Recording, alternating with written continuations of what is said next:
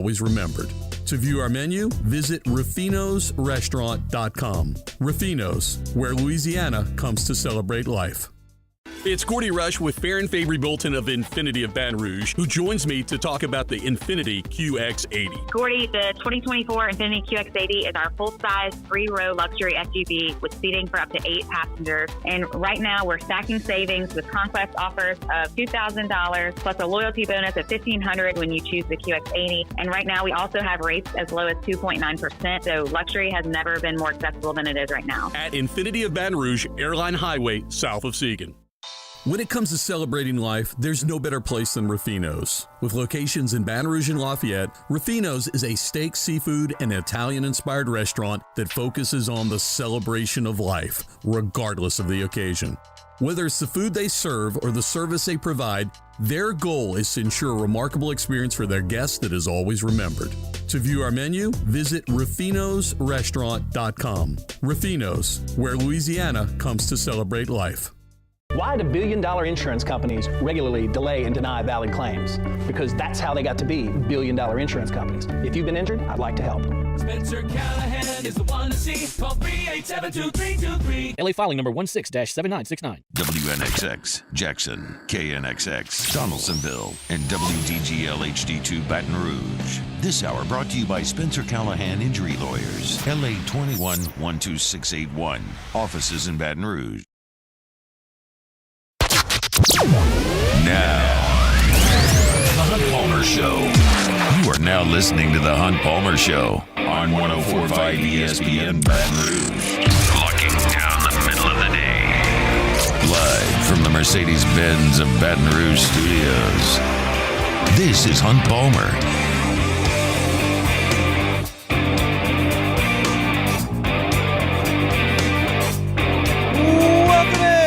Hunt Palmer coming to you from Mercedes-Benz at Baton Rouge Studio downtown in the capital city on this rainy Tuesday. Appreciate you hanging out with us. Hope your work week's off to a good start. We're brought to you by Plucker's Wing Bar each and every Tuesday. Got my guy Jacob Beck and Jordan Kitchens back there on the ones and twos, and we have got plenty to get to. As you'd imagine, we've got LSU basketball because it's the end of basketball season. As you would imagine, we've got LSU baseball because we're in the middle of baseball season. And we've got LSU football because spring football cranks up today. So we're going to talk about all of that over the next 2 hours. Our normal Tuesday guest will be with us, Glenn West, in 30 minutes, bottom of the hour. We'll talk all three with Glenn as all three Tiger sports teams kind of in action at this time of the year. Sharii Aack on the Saints and the Pels coming up at 2:30. I've got thoughts on Jay Johnson's press conference from today. And we'll do a little bit of an exercise here at the top of hour number 2.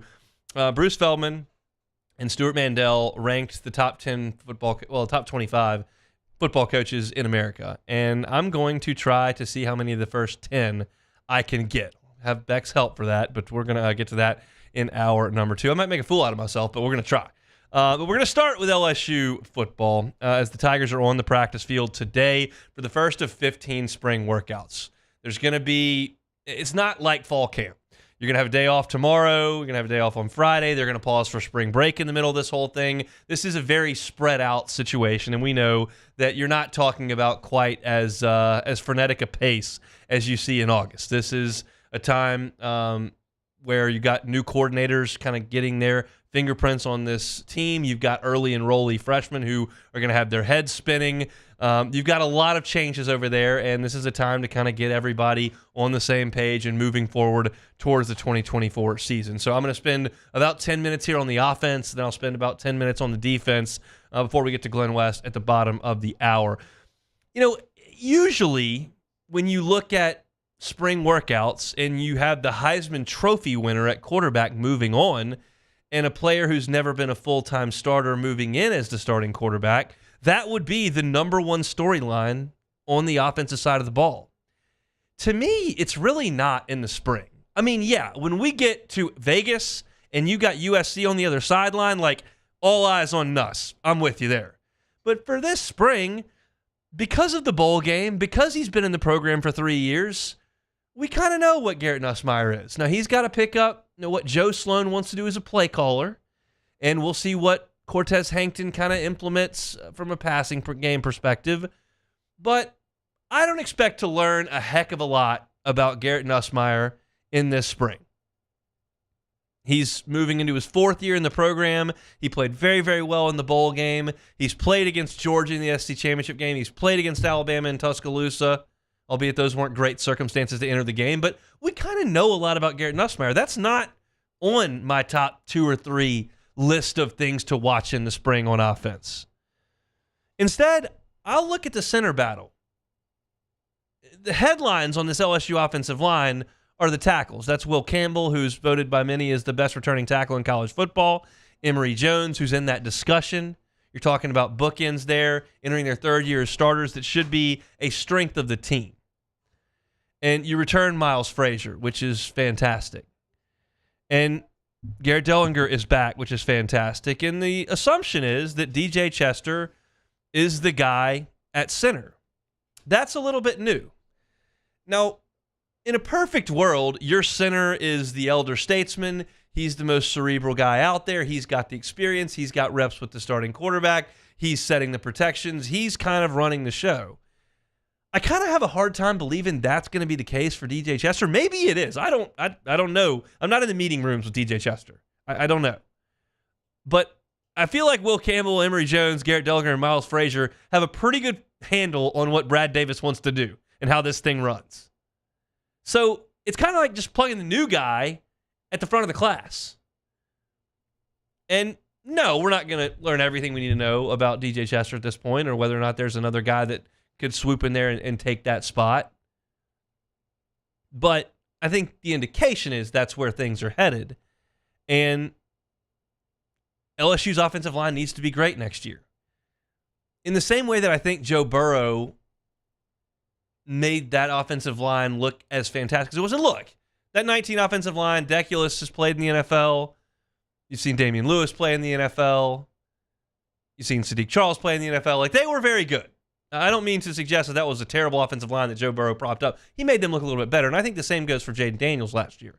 LSU got some recognition for the Joe Moore Award. They were recognized as one of the best offensive lines in college football, but I would suggest that there were some times where they weren't fantastic. LSU could not run the football at Florida State at all. Could not run it at all. Jaden Daniels accounted for the entirety of the rushing attack. They really struggled to move the football on the ground against Alabama. Jaden basically had to do all of that. Yeah, I thought they were great against Ole Miss. Thought they were awesome against Missouri. Thought they were very, very good against Florida, although Jaden helps you out with 50 and 75-yard runs. But I think LSU needs to run the football better, and the running game's got to look different because you can't rely as much on the quarterback's legs. You need the running backs to handle that load. And that kind of dovetails into the next piece where I pivot from the offensive line and how important that is, specifically what happens at center moving on from Charles Turner. And I look to the running back spot and I go, okay, well, they had 8 last year. Amani Goodwin's gone. Trey Bradford's gone. Trey Holly's suspended. Logan Diggs left. Josh Williams is hurt. It's basically the Caleb Jackson show this spring. And I think that's awesome. Because while there are a lot of guys I could argue don't need a ton of reps in the spring, I don't think Major Burns needs to do a hell of a lot in the spring. I don't think Will Campbell or Emory Jones needs to do a ton in the spring. They kind of know the lay of the land. I wouldn't suggest the same for Caleb Jackson. While you can immediately recall highlight reel plays Caleb Jackson made, whether it was against Wisconsin with that zigzagging touchdown in the red zone, whether it was against Mississippi State getting out wide and dump trucking that guy. The highlights are there. But he had 13 total carries after October 1st. Brian Kelly made it abundantly clear, Logan Diggs and Josh Williams, the veteran guys, that's who we're going to lean on. And they did. But that's going to change this year because while I think Josh Williams comes back and is a key part to what LSU does in the running game, Caleb Jackson's got the upside that we've been talking about now for over a year. He's the biggest. He's the fastest. He's the strongest. Fastest until Caden Durham shows up. And he's going to get these 15 practices almost to himself. And I love that. the running game is where I'm most interested in this spring. It's not replacing 2 first-round receivers in the Heisman Trophy winner. Although that is interesting. Kyron Lacey, interesting, moving up to number 1. Chris Hilton staying healthy, interesting as well. Like, yeah, there are some pieces to the pass game that are interesting, but to me, I expect that to be pretty good because I have trust in Garrett Nussmeier, I have trust in Joe Sloan and Cortez Hankton, and I think that LSU's got enough talent at wide receiver to make that work. Does it look exactly like Neighbors and Thomas? No, that's asking a bit much. But I think they'll be good. The running game needs to get better than it was. There's a piece of that that's the center. There's a piece of that that's the running back, and I'm excited to start scratching that potential that Caleb Jackson has. Because I think there's a lot of it. And I think when they arrive in Vegas to take on USC in that first game, that there will be a running game that looks different than it did last year. Last year, you had a crutch. How creative do you really need to be with Daniels back there? Like, he does the read option. Maybe your left tackle blocks the end. Maybe he whips him. Doesn't matter. Jaden Daniels jukes him, gets out, and gets 12 yards. That's not all that creative. That's just a dude who makes plays. Goes back to that Kirby Smart sound, which is, it's not about plays, it's about players. But the plays need to be better too. And if LSU is going to accomplish goals, which to me, starting now at the start of spring practice, is 10-2 playoff. That's Hunt's goal for the team. I'm sure over there, it's take care of the next practice and all eyes on USC. Sure, whatever. I talk on the radio for a living, so I'm going to go ahead and be a little bit more detailed. Get me to 10-2 in the playoff. If you do better than that, great. Do worse than that, that's falling short. But that goal is going to require LSU to run the ball in big games far better than they did last year. You lost to Alabama, you lost to Florida State, and you didn't run the ball well in either one of those games. I think a lot of that was on the offensive line, and some of that was on the backs. And some of it was on the offensive coordinator.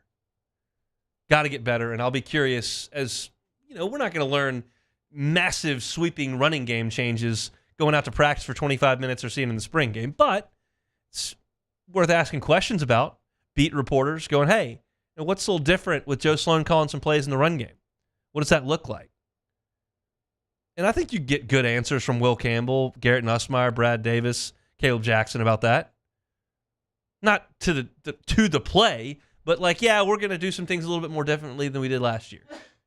And see what kind of answers you can get on that. It's a little bit of talking season. Guys aren't quite as tight as they would be heading into a game. So the running game to me is chief among the interesting pieces to this LSU spring practice. They fire things up today. No media access today, so don't expect any practice reports or videos coming out from media members. LSU will probably put something out with their video team. But there will be access for the media on Thursday, and then we'll kind of move forward with these 15 workouts for LSU as they get ready for year 3 under Brian Kelly. Our Tuesday shows brought to you by Pluckers Wing Bar. Got some really, really, really exciting news from the folks over at Pluckers. You know they've got those award-winning jumbo chicken wings, whether it's bone-in or boneless. And you also know that Alex Bregman has got a spice blend. Well, guess what? They've come together. It's called Breggie's Creole Crush over there at Pluckers. You can find it at Nicholson and Bluebonnet locations.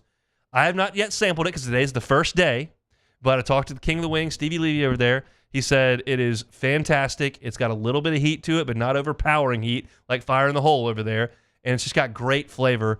And they are proud to partner with Alex Bregman and bring that to all the Pluckers locations. So new sauce, Breggie's Creole Crush. Get on by Pluckers sometime this week, today, and check out Breggie's Creole Crush. Awesome news from the folks over at Pluckers, and they'll be bringing you our Tuesday shows each and every week moving forward. All right, we'll take a time out when we come back. How about this LSU defense spring ball? We'll talk about it next.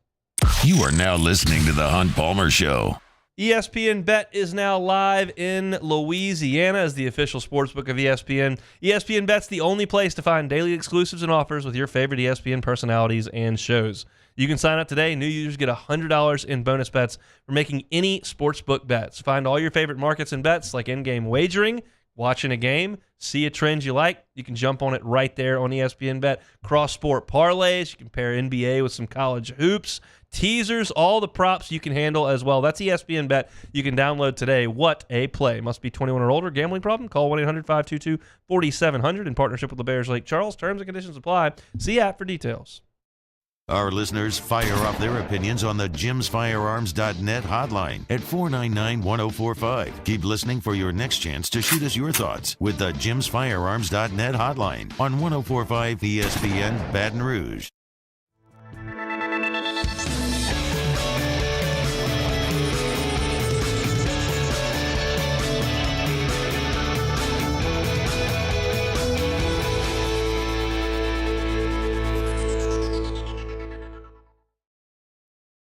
He's here.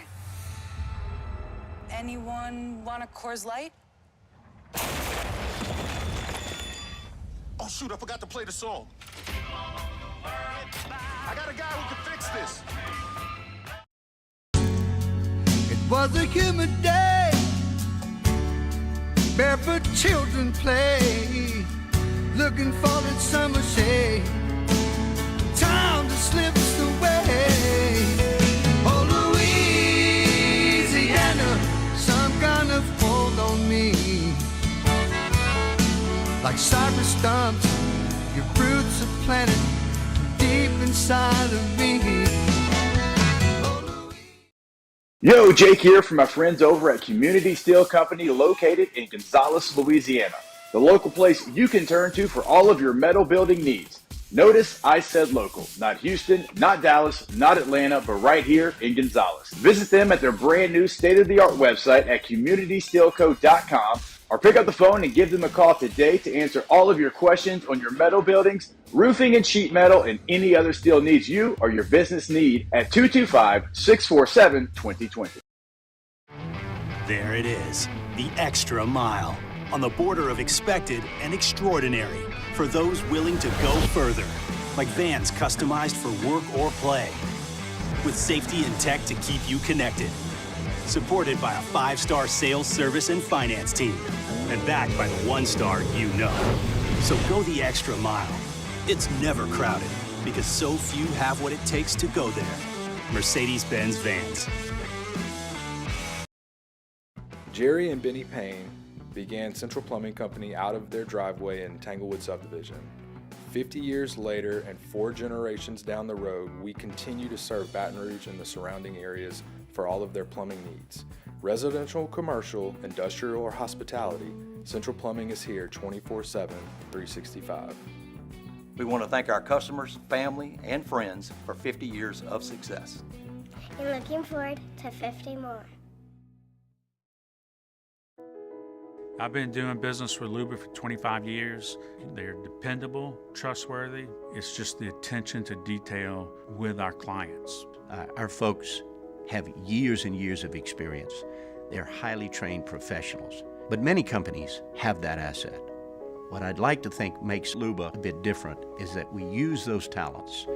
Matt Moscona inviting you to join us for Tuesday's AFR, presented by Sunshine, your hometown John Deere dealer in Louisiana. The LSU football Tigers are on the practice field kicking off spring. We'll have your update. Join us 3 to 6, 104.5 ESPN Baton Rouge.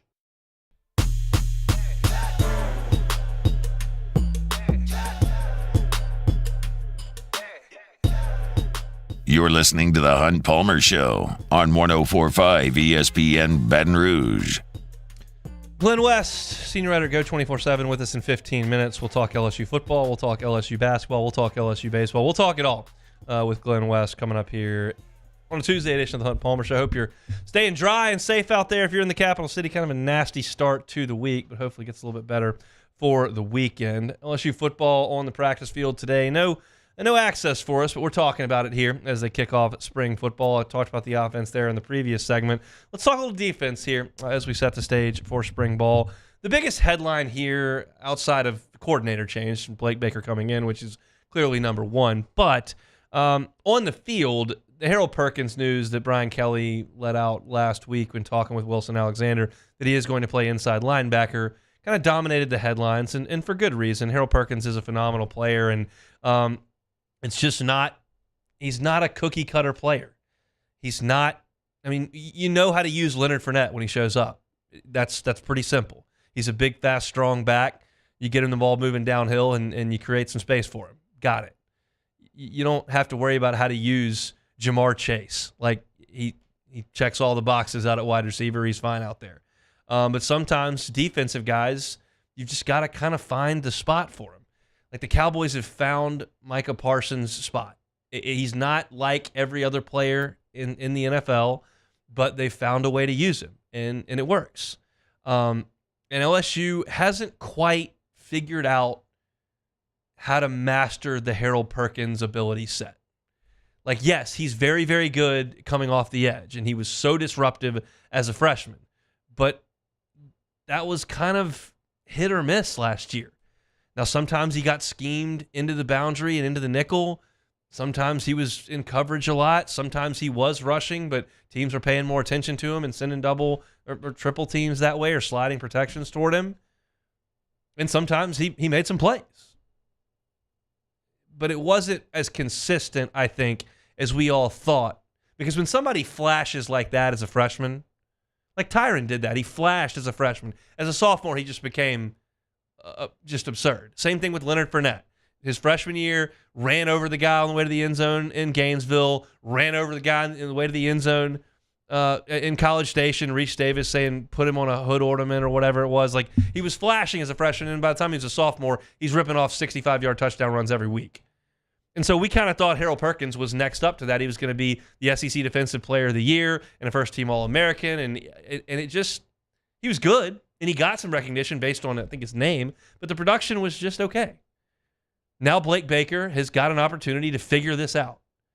And there are really, within reason, no mistakes you're going to make with Harold Perkins in the spring. Just look. What does it look like? What does he look like stopping the run between the tackles?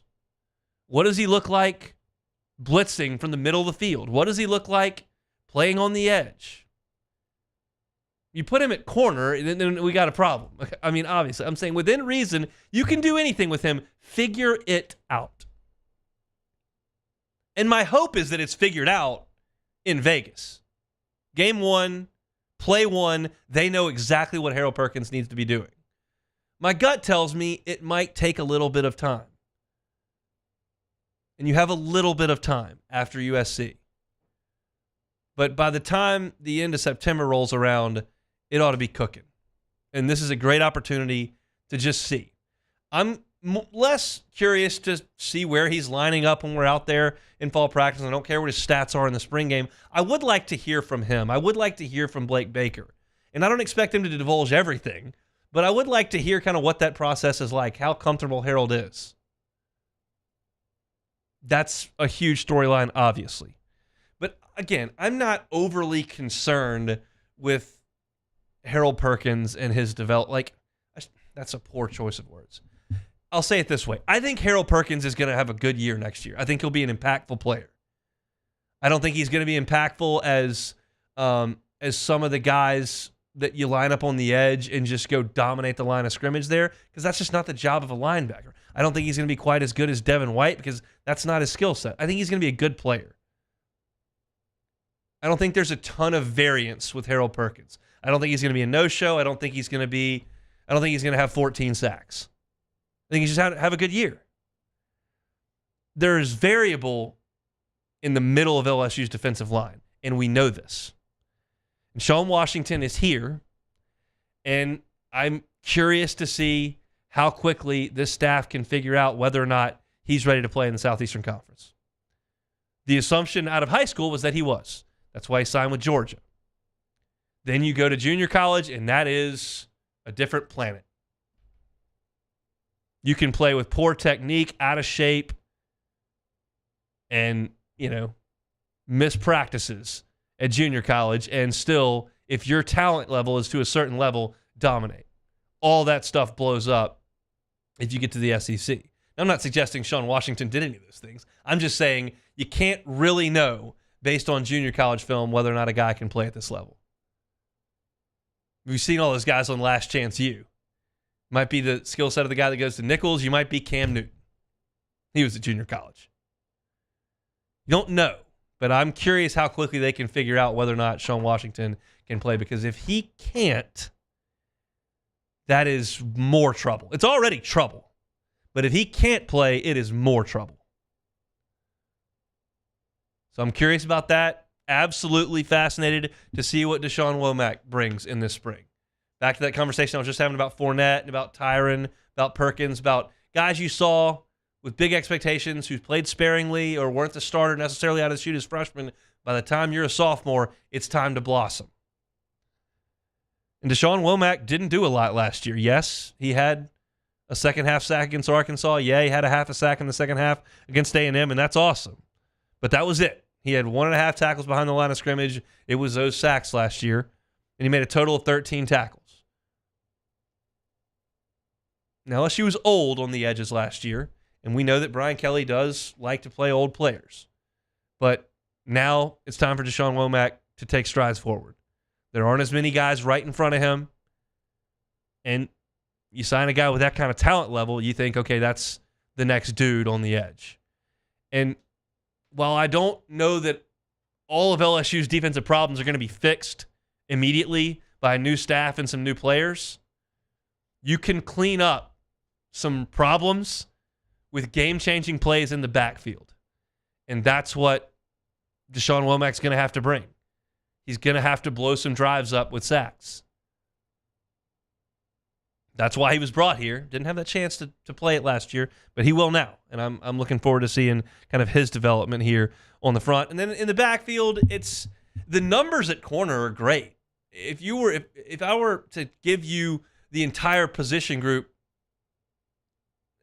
the entire roster by position group, and say, hey, rank your problems. Like, DB is going to come up pretty quick. It's certainly, you're going to feel that way more so than you do about offensive line, probably wide receiver, quarterback. But it's not a problem with numbers. They've got a ton of corners, nickels, safeties. They just don't have proven ones. What is J.K. Johnson? Well, we don't know. He got hurt before the first game, and we never saw him. Is Zy Alexander ready to go? I don't know. We'll see who's out there and what that rotation looks like early on in spring practice. Corey Raymond's got a lot of dudes, and a lot of those dudes were either out there last year and giving up a ton of yards, were really young last year, didn't play, were on a different campus, were hurt. There's a lot that was going on in that DB room last year. Suspended, MIA, no-show, who knows? Well, you kind of got the group now. You got your feet on the ground. I think Corey probably didn't have to look too long for a new house and probably could figure out how to get to the football facility for the first day on the job, thinking he could probably figure that out. Now it's time to coach. And you got a lot of guys to coach, but do you have the talent, and can you get those guys to be significantly better than they were in 2023? I think a lot of these things are pretty obvious, but if you're kind of like me, you can unplug from this for 2 months, which is basically what we've had since LSU was on the field last. You didn't really sign a signing class on signing day, added 2 guys. These guys haven't been front of mind. And now we get into spring ball, and we'll be in spring ball for about 4 weeks. It's front of mind. And we'll continue to update you as things continue to progress with Brian Kelly's third spring here in Baton Rouge. All right, let's pause for some time, and we'll come back with Glenn West to Go 24/7. We got all 3 sports to talk about with Glenn. Can't wait to do that. It's a Tuesday edition of the Hunt Palmer Show. The Hunt Palmer Show. Audio Video Security Solutions, avssla.com. It becomes your one-stop shop for all things audio and video, because AVSS is going to handle the equipment if they're going to put a surround sound and entertainment system in your home. They'll bring the TVs, they'll bring the mounts, they'll bring the wires and the speakers. They'll make it all happen for you. And they can do it quick. Spend some time in the attic, cutting some holes in the ceiling, but the finished product is fantastic. I know a lot of folks prefer watching games at home as opposed to going to the stadium, fighting the traffic, paying the huge concession prices, all those types of things. If you want to have your home viewing experience be as good as it can possibly be, Audio Video Security Solutions is your place. Instagram, it's AVSS_BR.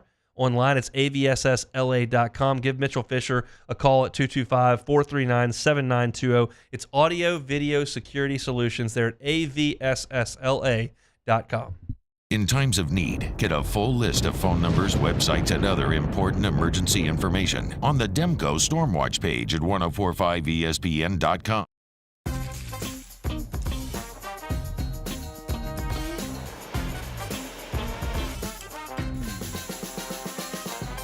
The best kept secret in town is out. Discover Tallulah at the Renaissance Hotel on Bluebonnet. Gulf Coast Bank and Trust is giving our customers the power to bank anywhere, anytime during this challenging event. And we're right there with you. Our mobile banking app is a smart way to manage your money and time. Gulf Coast Bank and Trust, the bank that cares about you.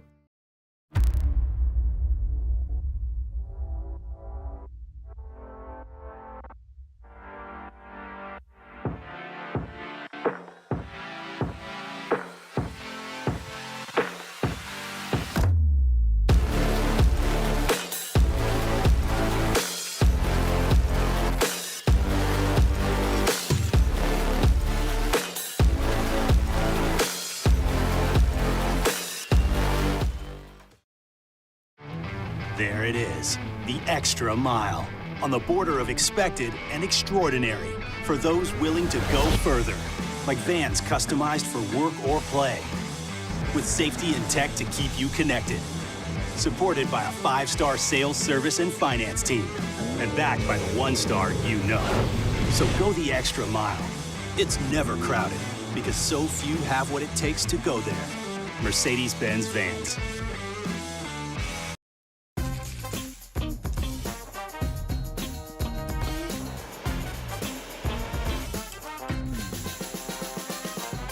The best kept secret in town is out. Discover Tallulah at the Renaissance Hotel on Bluebonnet. Electricity is all around us, and our families depend on it. Every day is sparked by the power of a cold drink or a warm meal, a movie night, and a comforting light at the end of a dark hallway. From sunrise to sunset, playtime to bedtime, our team is ready to take care of your electrical needs. Even in the case of an after-hours emergency, the light in your life shines brighter with Mr. Electric. Breck teamed up to reimagine your parks, and you imagined big. With your help, we went to work, creating 12 beautiful community parks across the parish. A family-sized water park, miles and miles of trails, and parks just for your dogs. There are more places to splash, to explore, to run wild, and even soar. You imagined, we delivered. Gold. Breck, your #1 park system in the nation. Dylan Cruz here to tell you about Six Rings Baseball and Softball Camp. If you live on the North Shore and play ball, go to Six Rings Camps with former LSU assistant coach Dan Canaveri. On Wednesdays, OTB. We'll recap day 1 of LSU spring practice and preview LSU baseball's midweek. Plus, March Madness is right around the corner, and we have a brand new hour of flustering. Off the bench, 7 to 10 a.m., 104.5 ESPN.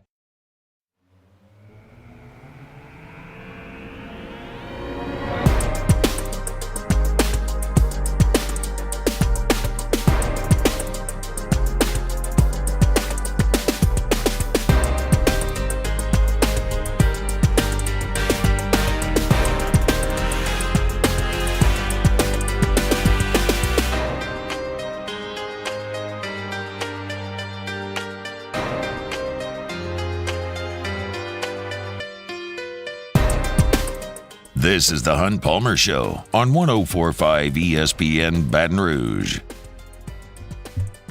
Tuesday show is brought to you by Plucker's Wing Bar.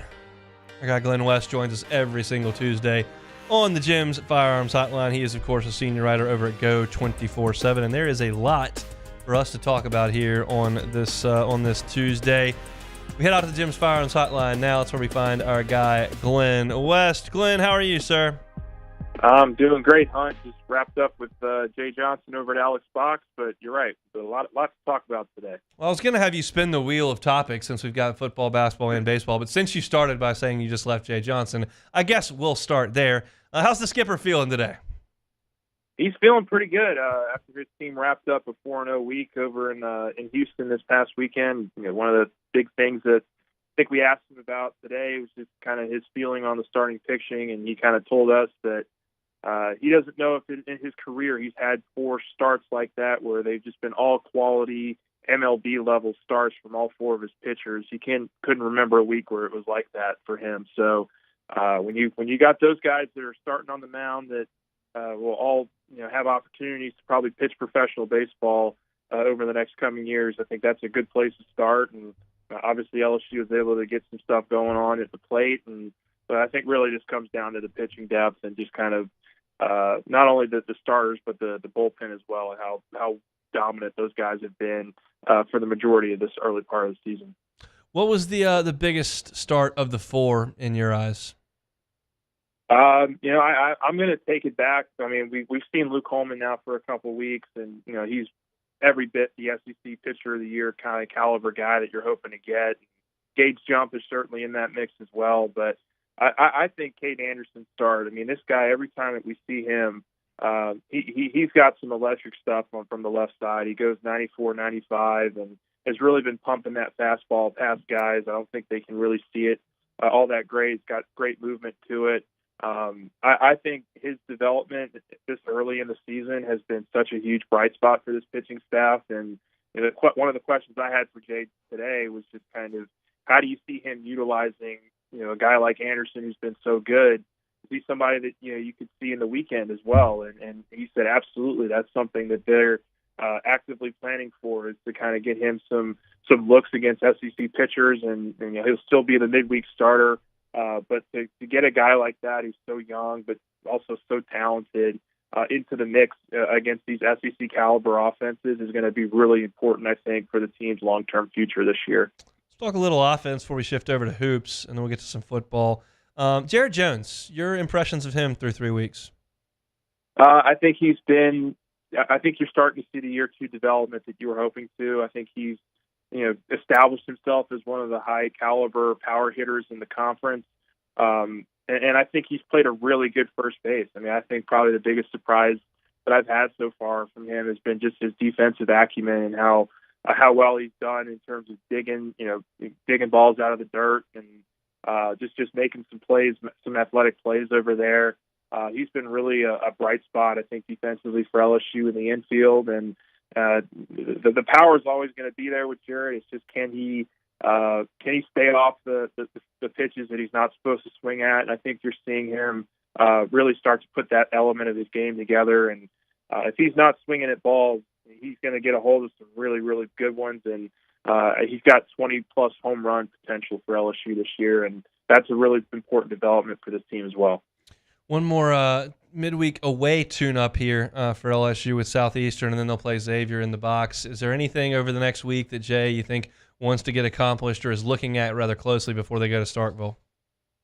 I don't think so. I mean, I think they have a pretty good handle. I mean, the one thing, I guess, is maybe the outfield. That was another thing I asked them about today is, do they see this kind of outfield rotation being something that they stick with throughout the entire season? And he said absolutely. That they have a lot of talented outfielders.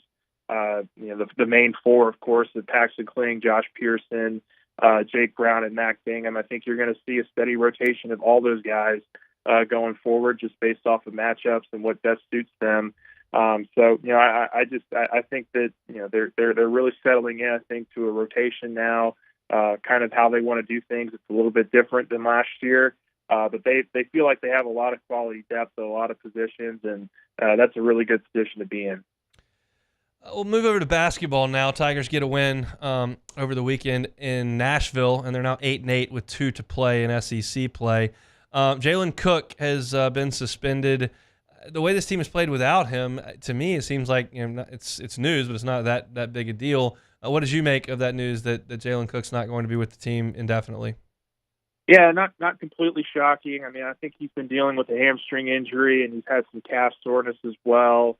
I think early on it was certainly a problem and why he had to sit some of these games. But, certainly I think you could kind of, if you're at all the games, you could maybe see this coming a little bit. He was kind of walking around, but not really kind of I guess, as engaged as maybe I think you would like from the bench. And so, yeah, I mean, it was, pretty quick answer from McMahon saying it was just basically he just wasn't, kind of meeting the team requirements and, he's kind of stepped away, I think, from the program right now. I would not expect him back.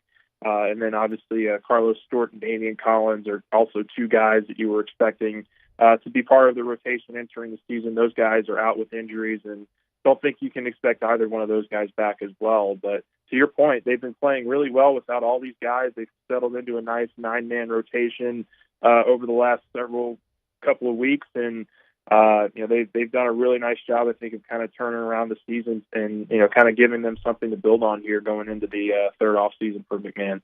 Look, I get plenty wrong. It's all on tape, so anybody can go back and listen to it. And I was certainly wrong about this team as of Christmas and how they would perform in SEC play because I watched them get whacked by Kansas State and Texas and Syracuse, and they've been significantly better. Can you put your fingers on anything that has been markedly better than it was in December, and why they're a probably better than 500 SEC team when they were not that in December? Yeah, I think the development aspect of it is probably just a cop-out answer here, but I think that Jalen Reed and Tyrell Ward are just different players than they were back in December, where they were kind of in and out of the lineup in terms of their minutes. And, there was a game where they would play 13 minutes and other games where they'd play 25, 30 minutes. So, I think having those two establish their roles has been really important. But for me, I think, more than anything, I think the play that Trey Hannibal's had over the last couple of weeks has been huge for this team. And, he's not doing it from a scoring perspective, but he is making a ton of plays. He's making all the right decisions. And, the thing with Trey is he always plays with that chaos, right? That aggressive effort and chaos that has been kind of labeled to him. But I think what you're seeing now is him making the right decisions off that chaos, and he's making some really great game-changing plays for LSU, and then turning it into other really great plays in terms of what he's doing with his decision-making and his passing. He's averaged 8 rebounds, I think, over the last 5 games as well, so he's giving you something there from the guard position to help in the rebounding department. So I just think it's been the development of some of these guys that maybe you didn't expect from early in the season has really carried over here in the last couple of weeks. What do you think about this last week at Arkansas, home for Missouri? How does that go? Yeah, you'd like to get 2 wins, but I think if you split, you're still very happy with obviously a 9-9 conference season. I think that puts you right in the middle of being in the NIT conversation, and if you do well in the SEC tournament, maybe win a game there as well, I think you're squarely in that conversation for postseason ball, and that's kind of where I think the goals are for this team at this point. And like you said, in December, I'm not sure that we would have been thinking we would have this conversation. So this is a really nice development for this team. It's progress, and it's something that Matt can now really build on going into year 3. My producer, Jacob Beck, and I had this conversation yesterday. We agree with you. I think if they lose at Arkansas, come back and beat Missouri, go 9-9, I think almost everyone would look at that and go, that's a really nice job to go 9-9. We also thought if they beat Arkansas, come home and lose to Missouri, who would then be 1-17 in league play, that everybody would be a little bit salty about that finish. Do you follow along that line of thinking? I feel like they need to win on Saturday. Yeah, I think so. I think they have to win on Saturday. And look, I don't think you can ever guarantee anything with this team. But that's as close to, I think, a must-win that you need to have to really feel good about just the way you finish the season and just what your overall prospects are going forward. This was a team that was finished to pick 13th or 14th in the conference this year, and you're talking about a group that has a chance to be in the top half of the SEC standings this year. That's real progress, and kudos to Matt McMahon and these players for getting that done. All right, when they open the practice gates for football later this week, where will you be heading first? What position group do you want to get some eyes on? I'll probably be the boring guy and head over to the interior defensive line with everybody else. I mean, I think that's your biggest concern right now if you're LSU. I think you have bodies at every other position. I think the cornerback safety stuff is going to work itself out. The receivers, that's all going to work itself out. But this defensive line, especially on the interior, is going to face a lot of criticism and question marks, I think, going into 2024 in the fall. And how those guys look, they've only got to think about 5 or 6 guys that they're going to be really rotating in on that interior D line. how those guys look this spring could really dictate, I think, what LSU wants to do in that second portal window, whether it's adding one or two guys. I think you need to add at least somebody, but I think, if you can get somebody to really kind of step out and show out in this spring ball, I think you feel a little bit better about your standing there. Glenn, we appreciate some time, man. Thanks.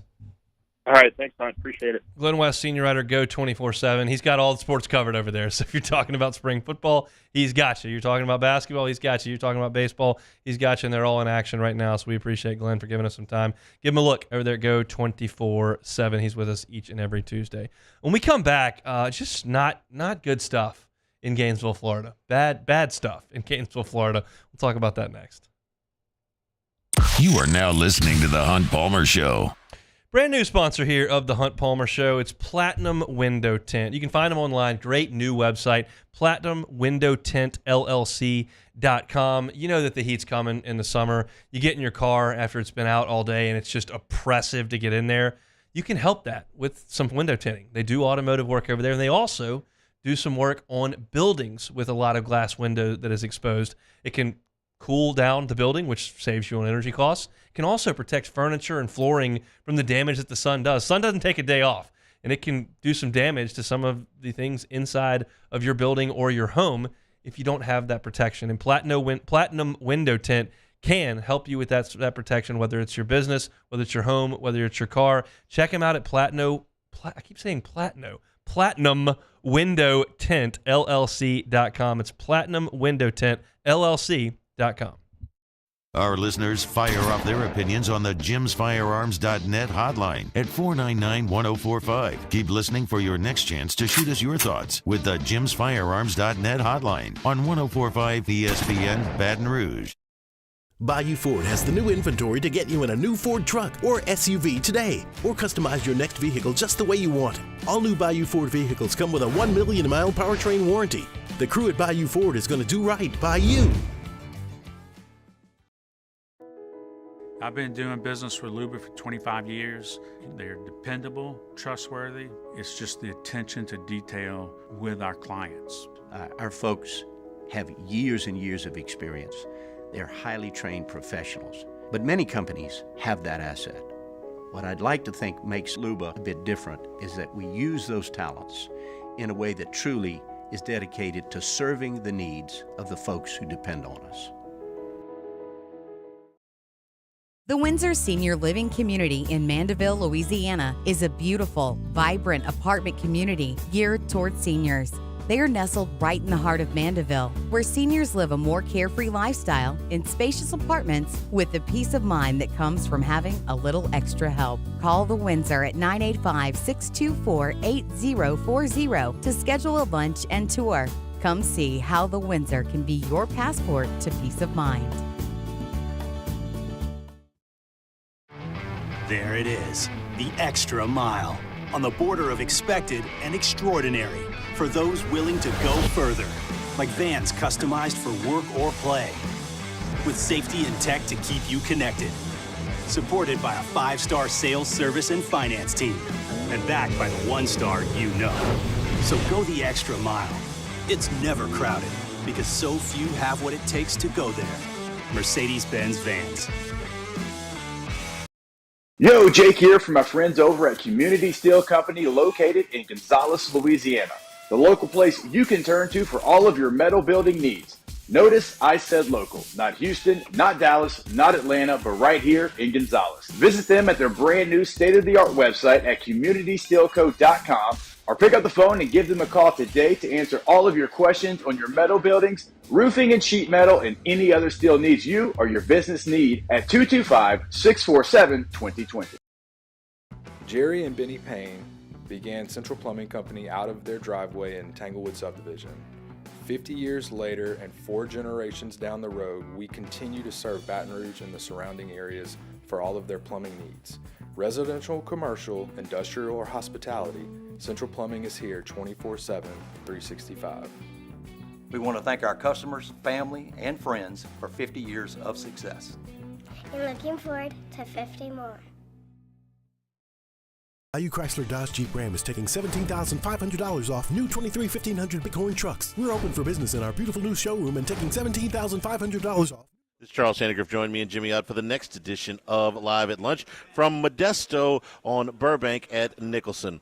Professional handicapper Randy McKay is with us. Scott Rabelais and Wes Reynolds from VEASAN. Live at Lunch, 11 a.m. Wednesday on 104.5 ESPN Baton Rouge.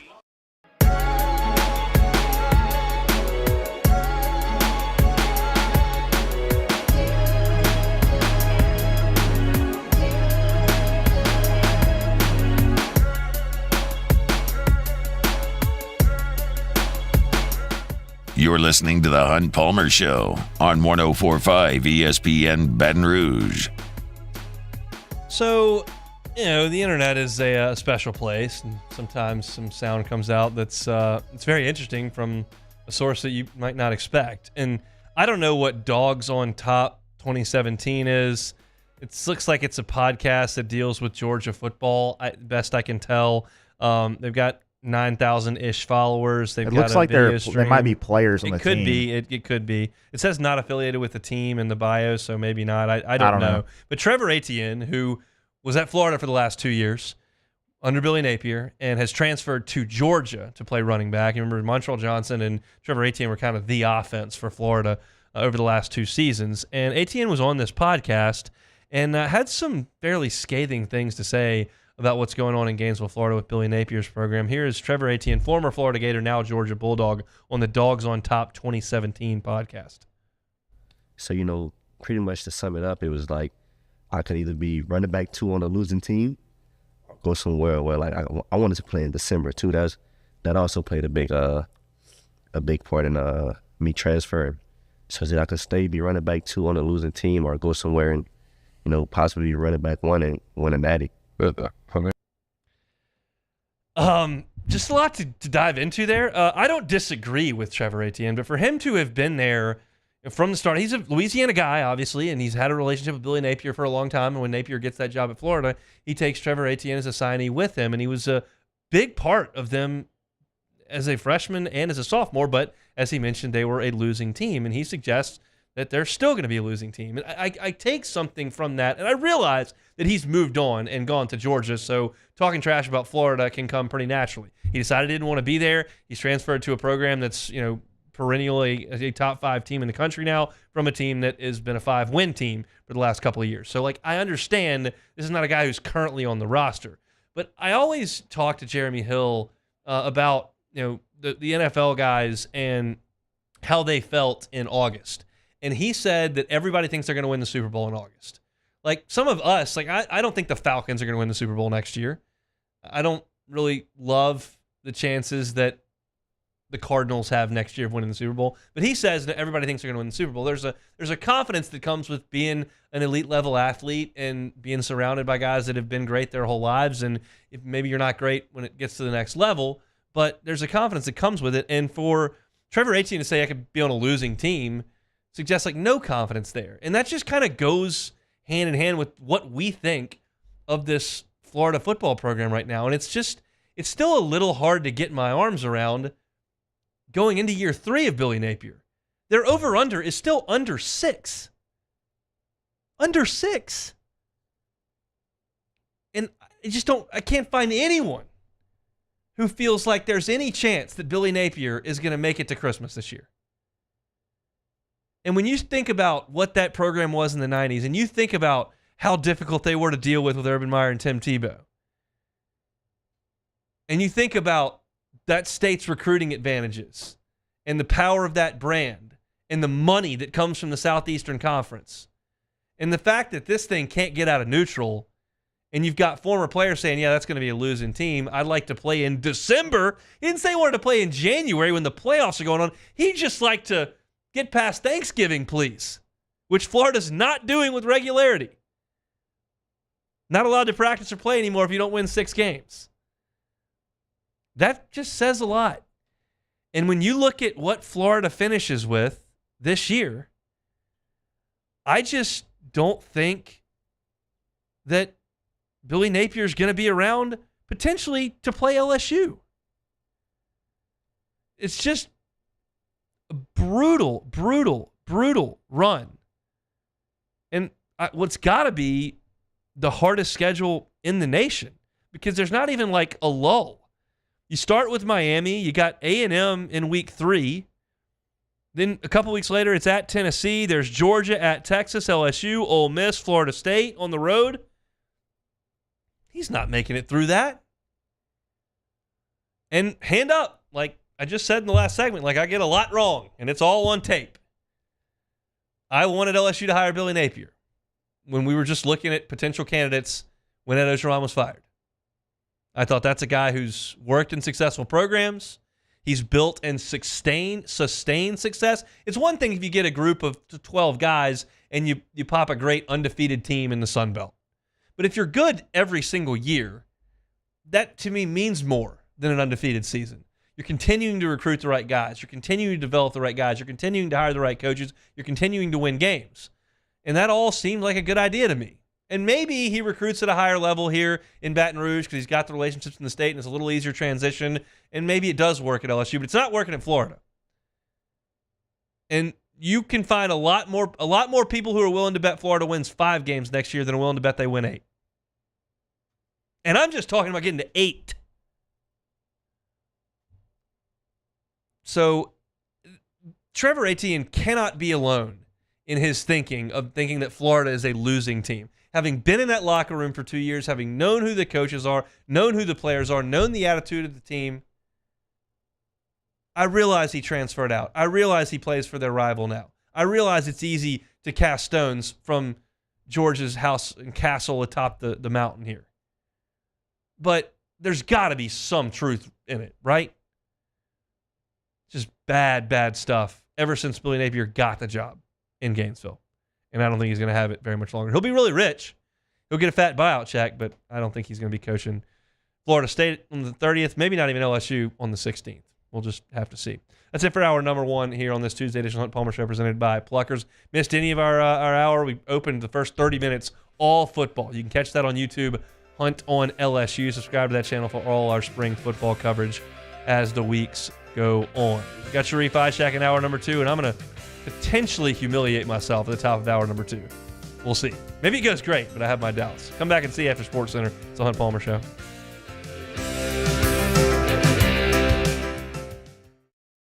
Gulf Coast Bank and Trust is giving our customers the power to bank anywhere, anytime during this challenging event. And we're right there with you. Our mobile banking app is a smart way to manage your money and time. Gulf Coast Bank and Trust, the bank that cares about you.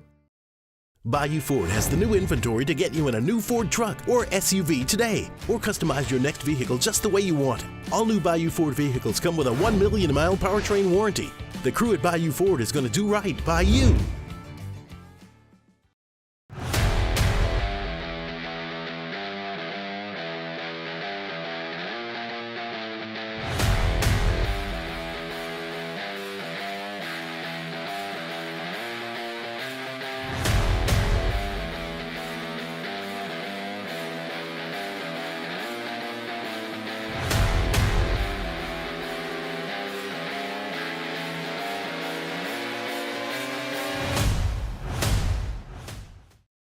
Dylan Cruz here to tell you about Six Rings Baseball and Softball Camp. If you live on the North Shore and play ball, go to Six Rings Camps with former LSU assistant coach Dan Canaveri. His knowledge is second to none, and your child will improve and have fun doing it. Camps were held at Coquille Park and Six Rings Academy in Covington with 4 sessions over the summer. Full day and morning only sessions are available from ages 7 to 13. Go to sixringsbaseball.com or call 985-206-9096.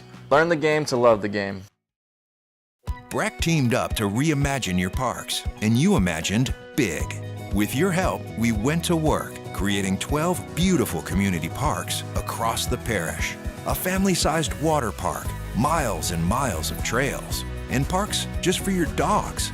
There are more places to splash, to explore, to run wild, and even soar. You imagined, we delivered. Gold. Breck, your #1 park system in the nation.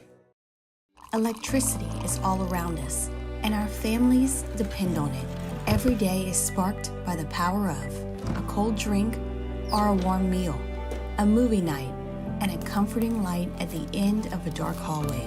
From sunrise to sunset, playtime to bedtime, our team is ready to take care of your electrical needs. Even in the case of an after-hours emergency, the light in your life shines brighter with Mr. Electric.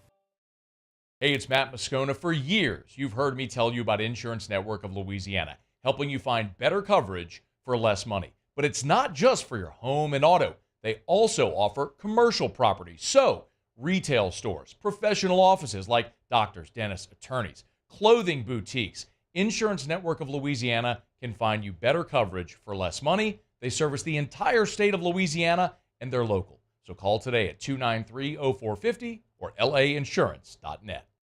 Yo, Jake here from my friends over at Community Steel Company located in Gonzales, Louisiana.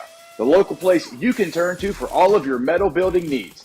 Notice I said local, not Houston, not Dallas, not Atlanta, but right here in Gonzales. Visit them at their brand new state-of-the-art website at communitysteelco.com or pick up the phone and give them a call today to answer all of your questions on your metal buildings, roofing and sheet metal, and any other steel needs you or your business need at 225-647-2020.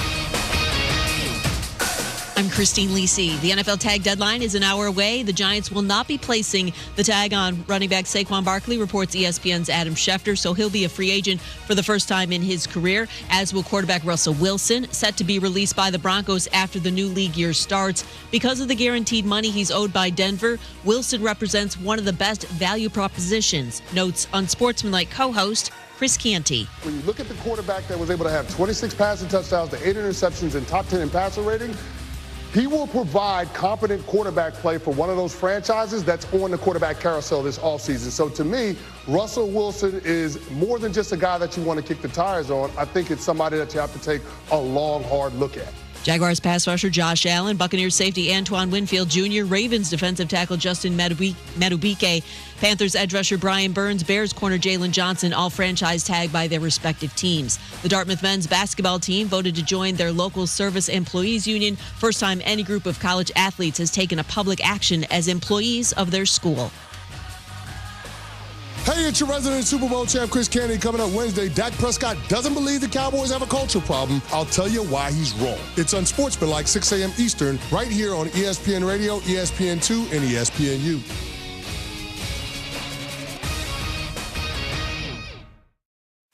Ladies and gentlemen, may I direct your attention to something quite extraordinary? Now, the Hunt Palmer Show. The Hunt Palmer Show on 104.5 ESPN Baton Rouge. Live from the Mercedes-Benz of Baton Rouge studios. This is Hunt Palmer. Hour number 2, Hunt Palmer Show on this Tuesday. Tuesday show is brought to you by Plucker's Wing Bar. Nicholson, just south of LSU's campus, and of course on Bluebonnet, right there in front of the Mall of Louisiana. Looking for something to do tonight? Pluckers, sports trivia, 8:30. We'll always have a lot of fun out there, watching some college hoops, some NBA as well. You can win gift cards, drink some ice cold beer, eat some awesome wings, and on those wings, you can get the brand new partnership with former Tiger and now current Houston Astro, Alex Bregman. It's a brand new sauce. You know that Breggy's getting into the sauce and spice game, as it were. We did a show out at Rouse's last fall with Alex Bregman. Breggy's Creole Crush, the newest wing sauce over at Pluckers. Get on by either location, Nicholson or Bluebonnet, and get some Breggy's Creole Crush. I have not had it yet, so I will have it tonight, so I can sample it and tell you about it next week. But as I'm told, a little bit of heat to it, not like fire in the hole, anything like that. A little bit of heat and some really good flavor there. So I'll give a report tomorrow, but looking forward to being out there at 8:30 tonight. I will have Sharii Aack at the bottom of this hour, but I wanted to do an exercise, and I may make myself look really, really dumb here, but that's maybe entertaining if that's the case. The Athletic, the two guys that do most of the college football writing over there on a national level are Bruce Feldman and Stuart Mandel, and every year they come out with their top 25 college football coaches. They do it individually. I don't have time to go through 50 coaches in order, so we're just going to take one. We're taking Stuart Mandel's list, and that's what we're going to work off of. So, Beck, I'm going to attempt to tell you not my top 10. I'm going to attempt to tell you Stuart Mandel's top 10. All right. I don't have to get it in order. Just let me know if this coach that I tell you is in Stuart Mandel's top 10. And I know, because I've read these over the years, that sometimes he gets a little bit off the wall. I have accounted for that in this. This is not going to be the top 10 teams in last year's poll. I will say that I don't think he's gone too off base in terms of who he's got in the top 10. Well, I'm going to guess, just wild hair, that Kirby Smart's on the list. He is number 1. That's correct. Excellent work by me. Yep, I mean, there's a reason they pay me just tens of dollars. Brian Kelly, I think he's going to be on the list. He is. He is number 6. That is 2 for 2. We like that. The win-loss record here is too much to ignore. I realize that there have been some losses to the rival here recently, but at 56-8, I got to think Ryan Day is on the list. He is number 7. Ryan Day is on the list. We like that. All right, here's where I start to – well, I'm going to throw Dabo in there. They're going to leave him in the top 10, aren't they? Yes, he is number 8. Yeah, I figured he had backed up a little bit because they haven't been great, but we got Dabo in there. So we're 4 for 4 at this point. Now there's some wiggle room, I feel like. This guy is on the list most of the time. His teams have certainly not taken a step back over the last couple of years. They won their conference 2 years ago. He's been at Utah 20 years, 67% winning percentage, and over the last 4, they're 39-16. I think Kyle Whittingham's on this list. We like that. That's 5 for 5. Okay. You've got a few more that you definitely. I've got one here. It's really, I'm really kind of going back to his previous stop and then this past season. Mike Norvell, I've got on this list. Yeah, he's number 4 actually. Wow, he's got him way up there. Last 2 years at Florida State, 23-4 for Norvell. So that's 6 for 6. All right, I don't have a supreme amount of confidence here moving forward. All right. Let's go Lane Kiffin here. No, he's not actually. Kiffin, he's not. They've been third in the SEC 2 of the last 3 years. There is a name on here that I would definitely have Kiffin over, but just to make sure we got the list right so far. So you've got Kirby 1. Kirby's number 1. You have him. Mike Norvell is 4. You have him. Okay. Kyle Whittingham 5. Brian Kelly 6. Ryan Day 7. Dabo Sweeney 8. So you're missing 2, 3, 9, and 10. I'm going to throw up if this is 2 or 3. Kalen DeBoer. 3. Shut the front door. Oh, my God. Put some skins on the wall. He did last year, but not many. He's just got one up there, really. Okay. He's got one skin. Great, it's a pretty good one. Wonderful. I don't think he would be that high on this no, list not if he didn't take the Alabama job. No, of course not. Well, I have him on my list. I had him in the top 10. Here's one that I feel pretty good about this one, too. Lance Leopold. You are right. He actually has him at 2. Holy crap. Yes. That is so aggressive. Yeah. And so that's why I said before we start, I said you should be able to get these names. The order is interesting, but the names are not that surprising. So as far as Leopold at 2, that's like putting James Franklin at 2 for winning 9 games at Vanderbilt. Yeah. Do we think he's the second best coach? I mean, I realize that there are only a handful of guys that can realistically actually win the championship. And now that Saban and Harbaugh are gone, there just aren't that many championship coaches left. Mac Brown, Dabo, who else am I missing there? Jimbo's gone. So there's just not that many championship coaches left. So I get that. Okay, I think if he's looking at it just based off of the ability to win games and depending on the program's stature, Kansas has always been pretty bad. They're always usually the bottom. They're always awful. Aside from one year with Todd Reesing. Yeah, and he's got them winning substantially a good amount of games. So I'm not that. I don't hate it. I think he would probably be at least 7 or 8 though. So I've got 1 through 8 now. Correct? Yes, you were missing 2. That's missing it. 2. Missing 2. I've got a huge list here. Just for those listening, you don't have to react to this. For those that are listening and playing along with me, here's the list of names I've still got to deal with here. Sarkisian, Luke Fischel, Dan Lamming, Mike Gundy. I've got Jeff Brom, James Franklin, Jamie Chadwell. I've got those are the kind of the ones that I'm looking to go with here. I'm gonna go. this is a little off the wall, but his last 2 years at his previous stop were very, very good. They fell off a cliff without him this year, and his new job skyrocketed. Is Jeff Brom on the list? He is not actually, I thought that was a good guess. Not bad. Purdue, his last 2 years was 17-9, and they were terrible this year. And Louisville sucked when Satterfield was there, and they went 10-4 this year. I thought that had a chance. That's not bad. So I went 8 out of 10 on my first 10 guesses. So that tells me I'm gonna go. Okay, Brom's no good, and you may want to check the list too, because some of those names you gave probably are in the top 25. They may even be right outside. I was trying to get the top 10 though. Let's go. I don't think Stark's done enough. They were terrible 2 years ago, and Lanning's been really good for 2 years. We'll go with Lanning.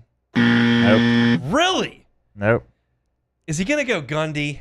He did actually. Oh my God. Gundy at 9. Then put Mark Stoops on the list. Yep, Gundy if he's at just 9. gonna take a mediocre program and be a little better than mediocre, Longevity, it seems. I mean, you, Jacob Beck, athletic director Jacob Beck. You're now taking over at Arizona State or West Virginia, some nondescript mid-tier job. Do you want Gundy or Lanning? Lanning. It's obvious. Well, actually, here's the thing though, because Lanning most likely he wants more. He's probably going to be there for a year or two, make him really good, and then leave. Gundy is more likely to stay for longer and have a more sustained success. I will say that that's a reasonable thought because Gundy's been there so long. However, Lanning, now he's at Oregon, but he signed his buyout is massive. Yeah, like he wasn't even. There were significant talks that like A&M and Bama could not afford him realistically. Like certainly somebody could have come up with the check. Yeah, but they weren't willing to do that. I would say obviously Lanning is a better coach in my opinion than Gundy, but I would probably say I'd take Gundy because I know he's going to be there for more than a couple of years. Gotcha. Okay, so I've got one more that I haven't gotten. I'm going to go a little bit Stuart Mandel here, a little bit off the radar, and go Jamie Chadwell. That is correct. That is correct. All right. Well, I was on the right track. You got the there. top 10. I got 10. Took you a few guesses. It took me 12 guesses. Yeah, 12 guesses there.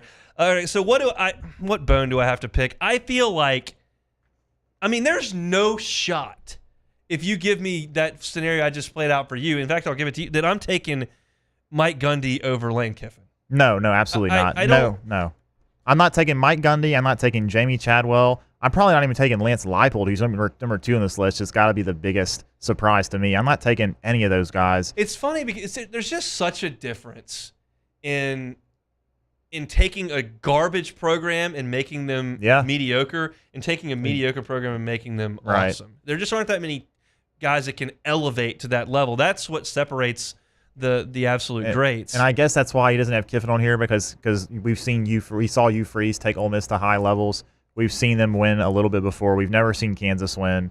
We've never really obviously Liberty doesn't have much history and they won a lot. So I guess that's probably what he values more so than Lane Kiffin's. Yeah, it's an interesting list. I think it's a fun little exercise to kind of go through here. Jordan, you can open your mic here if you have just any thought. Jordan Kitchens, new to the show here, going to be with us on Tuesdays and Thursdays. Jordan, you kind of listen to that discussion. Anything come to the front of your mind as you go through that? I don't want to sound like a homer, but I think Brian Kelly's a little too low. At 6, I don't. 6 is kind of ridiculous because if I'm not mistaken, isn't he like number 1 in wins all the time? Yes, he is. Currently, he is. So having 5 other coaches ahead of him, other than Kirby Smart, is kind of ridiculous to me. I know he doesn't have the ring to back it up, but it's kind of ridiculous to me. I'm still a little shook on that Leopold. That's shocking, and I'm a little shook on the DeBoer ranking too. Yeah, for very different reasons. They're very different situations, but that's.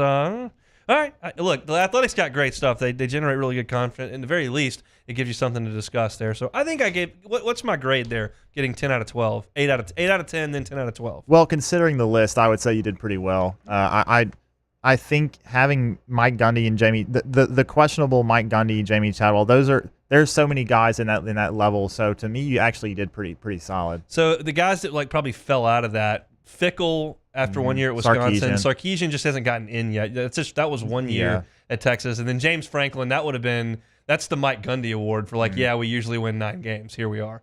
But he's at a better program, I think, in terms of places to get talent at Penn State. So there's that. Let's take a time out. When we come back, Jay Johnson met with the media. He said something I disagree with, and I'll tell you what that is coming up next. The Hunt Palmer Show. In times of need, get a full list of phone numbers, websites, and other important emergency information on the Demco Stormwatch page at 1045ESPN.com. There it is, the extra mile, on the border of expected and extraordinary, for those willing to go further, like vans customized for work or play, with safety and tech to keep you connected. Supported by a 5-star sales, service, and finance team. And backed by the 1-star you know. So go the extra mile. It's never crowded because so few have what it takes to go there. Mercedes-Benz Vans.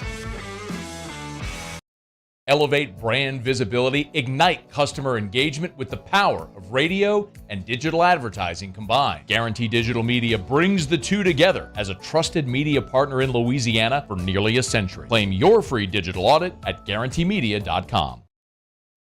Jerry and Benny Payne began Central Plumbing Company out of their driveway in Tanglewood subdivision.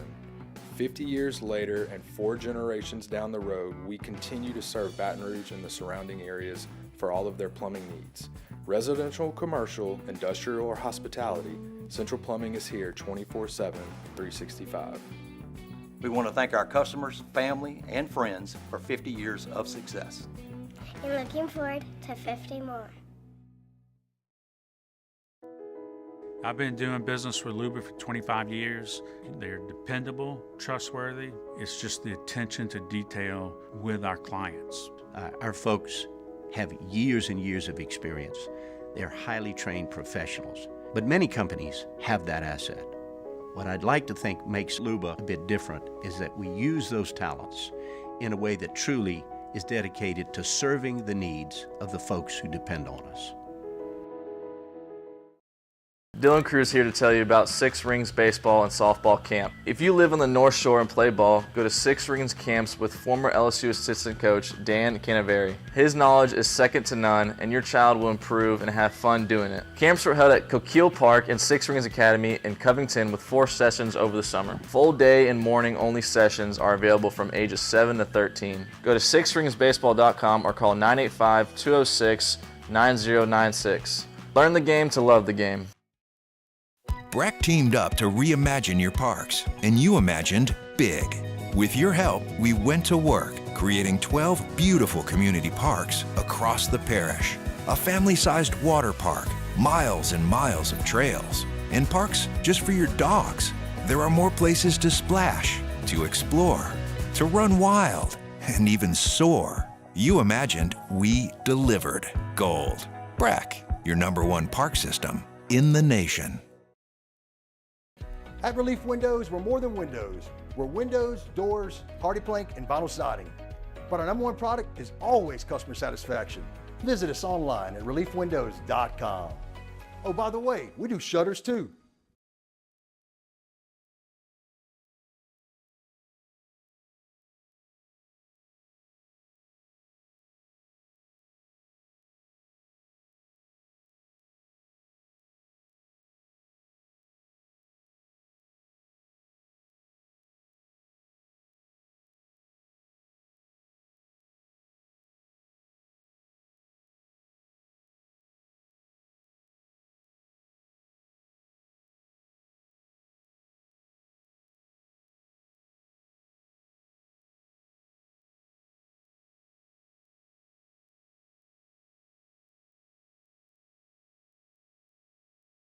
Matt Moscona inviting you to join us for Tuesday's AFR, presented by Sunshine, your hometown John Deere dealer in Louisiana. The LSU football Tigers are on the practice field kicking off spring.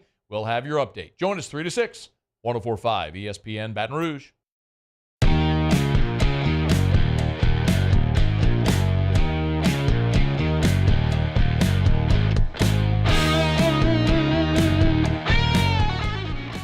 Discover the largest showcase of outdoor gear in Louisiana, featuring everything from fishing and hunting equipment to ATVs, boats, and more at the Louisiana Outdoor Expo, March 15th to the 17th at the Lamar Dixon Expo Center.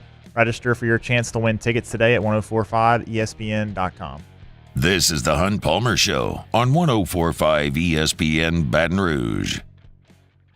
If you tuned into the show yesterday, you heard my effusive praise of LSU's baseball program for their week in Houston. That was just so impressive on just about every level. If you want to try to nitpick, you could find a little bit. Sure, the bullpen was a little bit shaky slamming the door on Sunday, was a little bit shaky slamming the door on Wednesday. Herring did give up a 3-run homer, even though I don't think it was a terrible pitch. So I could take 4 games and try to pick nits with it, but in its whole, it was incredible. The 4 starting pitchers were great. Most of the bullpen guys were great. They were awesome handling an ace. They played good defense. The bullpen was very good. Offensively, they hit for some power. They got on base a ton. They did not have easy innings. It was really, really, really good. So I would imagine that Jay Johnson was in a pretty good mood today as he addressed the media prior to LSU's final pre-conference week. LSU will travel to Hammond tomorrow for a 6 o'clock first pitch over at Pat Kennelly Diamond at Alumni Field against Southeastern, and then they'll welcome in Xavier from up in Ohio Friday, Saturday, Sunday this week, 6:30 Friday, 5 o'clock on Saturday, and a noon first pitch on Sunday. They'll play North Dakota State for a couple of games next week, and then you will have the first SEC game at Mississippi State. So Jay Johnson met with the media today, and there were a couple things that I took from it, and I will say this to you, the listener. I have not heard this quote. I simply saw the tweets that mentioned it. So I reserve my mind to change if I hear something in his tone or something that I didn't pick up in reading the text, but I feel like I disagree with Jay when he starts talking about this portion of his pitching staff. To win at the level we want to win at, the bullpen is more important than the starters, period. Like, that's hard for everybody to get their head around, but it is an absolute truth. The best teams win close games at the end, and that's entirely to do with your bullpen. I just disagree. I mean, there's a reason Paul Skeens started last year. There's a reason Ty Floyd started last year. There's a reason Luke Holman and Gage Jump and Thatcher Hurd start right now. I'm not discrediting the importance of the bullpen. It's vital in close games that you have guys that you can count on to get huge outs late in games. But the most important aspect of pitching is the starting pitchers eating up the innings that they do. That's, to me, almost inarguable. Now, Jay Johnson knows a lot more about baseball than I do. He's, in my opinion, the best college baseball coach in the country. And I don't make a habit of vehemently disagreeing with him. But here, like, your best pitchers start. That's because it's the most important thing. Those bullpen guys don't matter a heck of a lot if you're down 6 runs in the 6th. Starting pitchers are going to eat up the majority of the innings more often than not. Now, that may change on this LSU team because the bullpen is so deep. And I could point back to 2 years ago when LSU's bullpen was better than the starters. How'd that work out?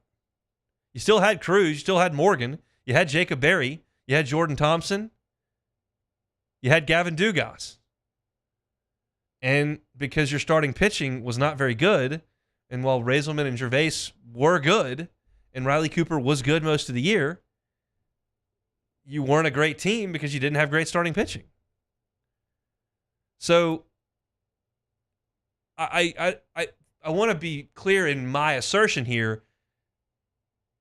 Bullpen pitching is vital, but starting pitching is another level up. Both of them are massive. Without pitching, you're toast. But especially in the box in the summer, you get up to TD Ameritrade, Charles Schwab, as it were.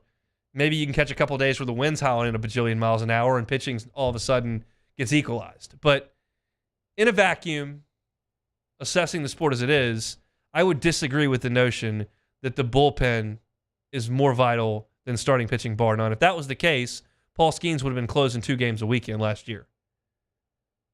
Gage Jump and Luke Holman would be in the bullpen, and you'd be starting Nate Ackenhausen and Griffin Herring. That's just the way that I see it. I disagree with Jay Johnson there. However, I feel great about LSU's starting pitching, and I feel great about LSU's bullpen. The other announcement that Jay made today was that you're going to see Cade Anderson start tomorrow in Hammond. And I think that's great. As I've said, I'm not overly concerned with days of the week that guys are pitching on and defined roles at this point. I just want you to develop as many quality arms as you can. LSU's got a ton of them. And Cade Anderson's one of them, and I'm all for him throwing 5 innings tomorrow. I think that'd be great. I think he was awesome against Rice. But my gut tells me that when LSU plays 2 midweek games next week against North Dakota State on Tuesday and Wednesday, prior to a Friday conference opener against Mississippi State, that you'll see Cade Anderson on Tuesday and probably not for 95 pitches, because I think he'll want to have Cade Anderson ready next weekend. And that is because I think he's going to prioritize Cade Anderson's availability on the weekend in the SEC play out of the bullpen more so than he's going to prioritize 6 or 7 innings against North Dakota State on a Tuesday. I've said for a very, very long time that I thought that having that 4th starter ready to go was really important if you thought you might get into a loser's bracket situation in a regional or Omaha. Last year kind of changed my thinking on that. While it's helpful, it could be helpful to have that guy. More so, it's just important to have enough guys. Because you don't need, when you're in the loser's bracket and you can't throw Holman, you can't throw Jump, you can't throw Hurd, it's more important to have 5 guys ready to go as opposed to the one guy who might be able to go 6 2/3, 7 1/3. And that's what LSU did last year. They didn't ask Javen Coleman or Nate Ackenhausen or Griffin Herring to pitch into the 8th because they had been stretched out all year. They just had to have enough guys. And you're developing Cade Anderson into a guy in the midweek early on in the season. And I've loved what I've seen. But the fact is that you're probably going to want to have him available, and you're going to prioritize what he may be able to give you on a Sunday against Mississippi State rather than what he would give you 2 days later on a Tuesday night in the box against Southern. So as I look at what a Southeastern Conference weekend could look like, do you want to hand the ball late in games to Sam Dutton and Christian Little and Will Helmers because you've already used Ulloa and you've already used Herring and you've used Ackenhausen and you've used some of those guys on Friday and Saturday? Or do you want to have Cade Anderson available for 6 outs on Sunday? To me, I want Cade Anderson there. And that's not to completely diminish veterans on this staff like Sam Dutton and Christian Little, who are veterans in college baseball. But I like the talented freshman. And I want him available on SEC weekends. Now, it's probably Sunday, probably not Friday, because I'm okay with him going 4 innings on a Tuesday. But come around, you need him on Sunday, might have to compromise the following Tuesday because I need 6 outs on Sunday. And I think that's kind of where this is headed this week. So we'll put a pin in that. We'll watch Cade Anderson pitch on Wednesday against Southeastern, and then we'll come back next week and see if he doesn't start on Tuesday against the Bison, because I think that's where this thing is headed.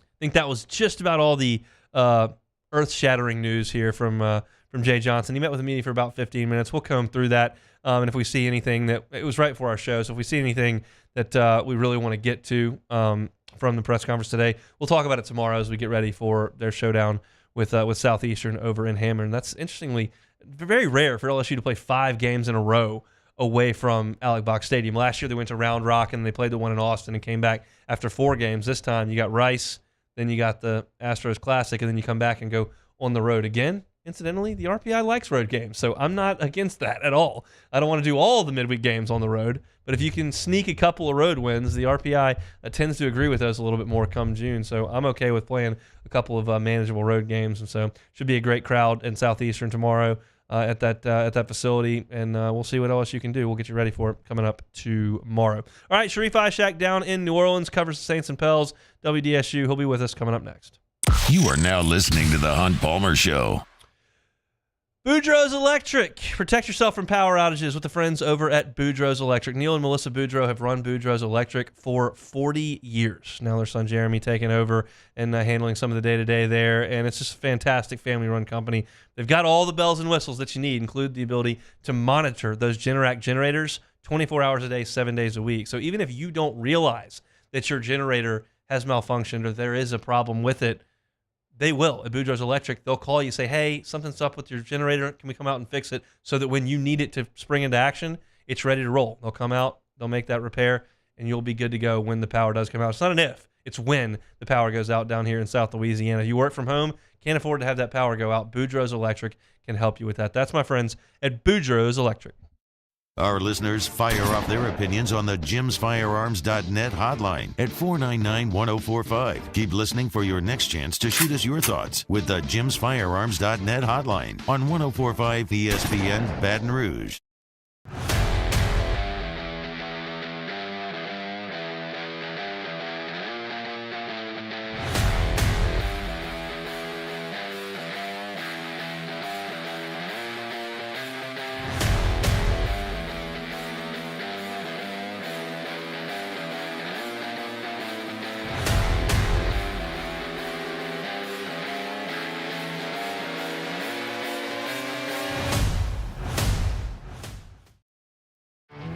There it is, the extra mile, on the border of expected and extraordinary, for those willing to go further, like vans customized for work or play, with safety and tech to keep you connected, supported by a 5-star sales, service, and finance team, and backed by the 1-star you know. So go the extra mile. It's never crowded, because so few have what it takes to go there. Mercedes-Benz Vans. Electricity is all around us, and our families depend on it. Every day is sparked by the power of a cold drink or a warm meal, a movie night, and a comforting light at the end of a dark hallway. From sunrise to sunset, playtime to bedtime, our team is ready to take care of your electrical needs. Even in the case of an after-hours emergency, the light in your life shines brighter with Mr. Electric. Hey, it's Matt Moscona. For years, you've heard me tell you about Insurance Network of Louisiana, helping you find better coverage for less money. But it's not just for your home and auto. They also offer commercial property. So, retail stores, professional offices like doctors, dentists, attorneys, clothing boutiques. Insurance Network of Louisiana can find you better coverage for less money. They service the entire state of Louisiana, and they're local. So call today at 293-0450 or lainsurance.net. Yo, Jake here from my friends over at Community Steel Company located in Gonzales, Louisiana. The local place you can turn to for all of your metal building needs. Notice I said local, not Houston, not Dallas, not Atlanta, but right here in Gonzales. Visit them at their brand new state-of-the-art website at communitysteelco.com or pick up the phone and give them a call today to answer all of your questions on your metal buildings, roofing and sheet metal, and any other steel needs you or your business need at 225-647-2020. Jerry and Benny Payne began Central Plumbing Company out of their driveway in Tanglewood subdivision. 50 years later and 4 generations down the road, we continue to serve Baton Rouge and the surrounding areas for all of their plumbing needs. Residential, commercial, industrial, or hospitality, Central Plumbing is here 24/7, 365.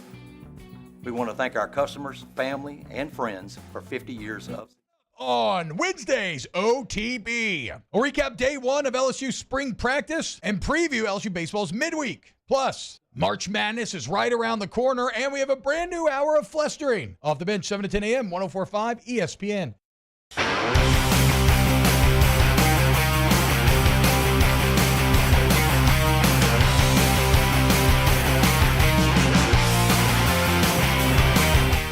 You're listening to The Hunt Palmer Show on 104.5 ESPN Baton Rouge.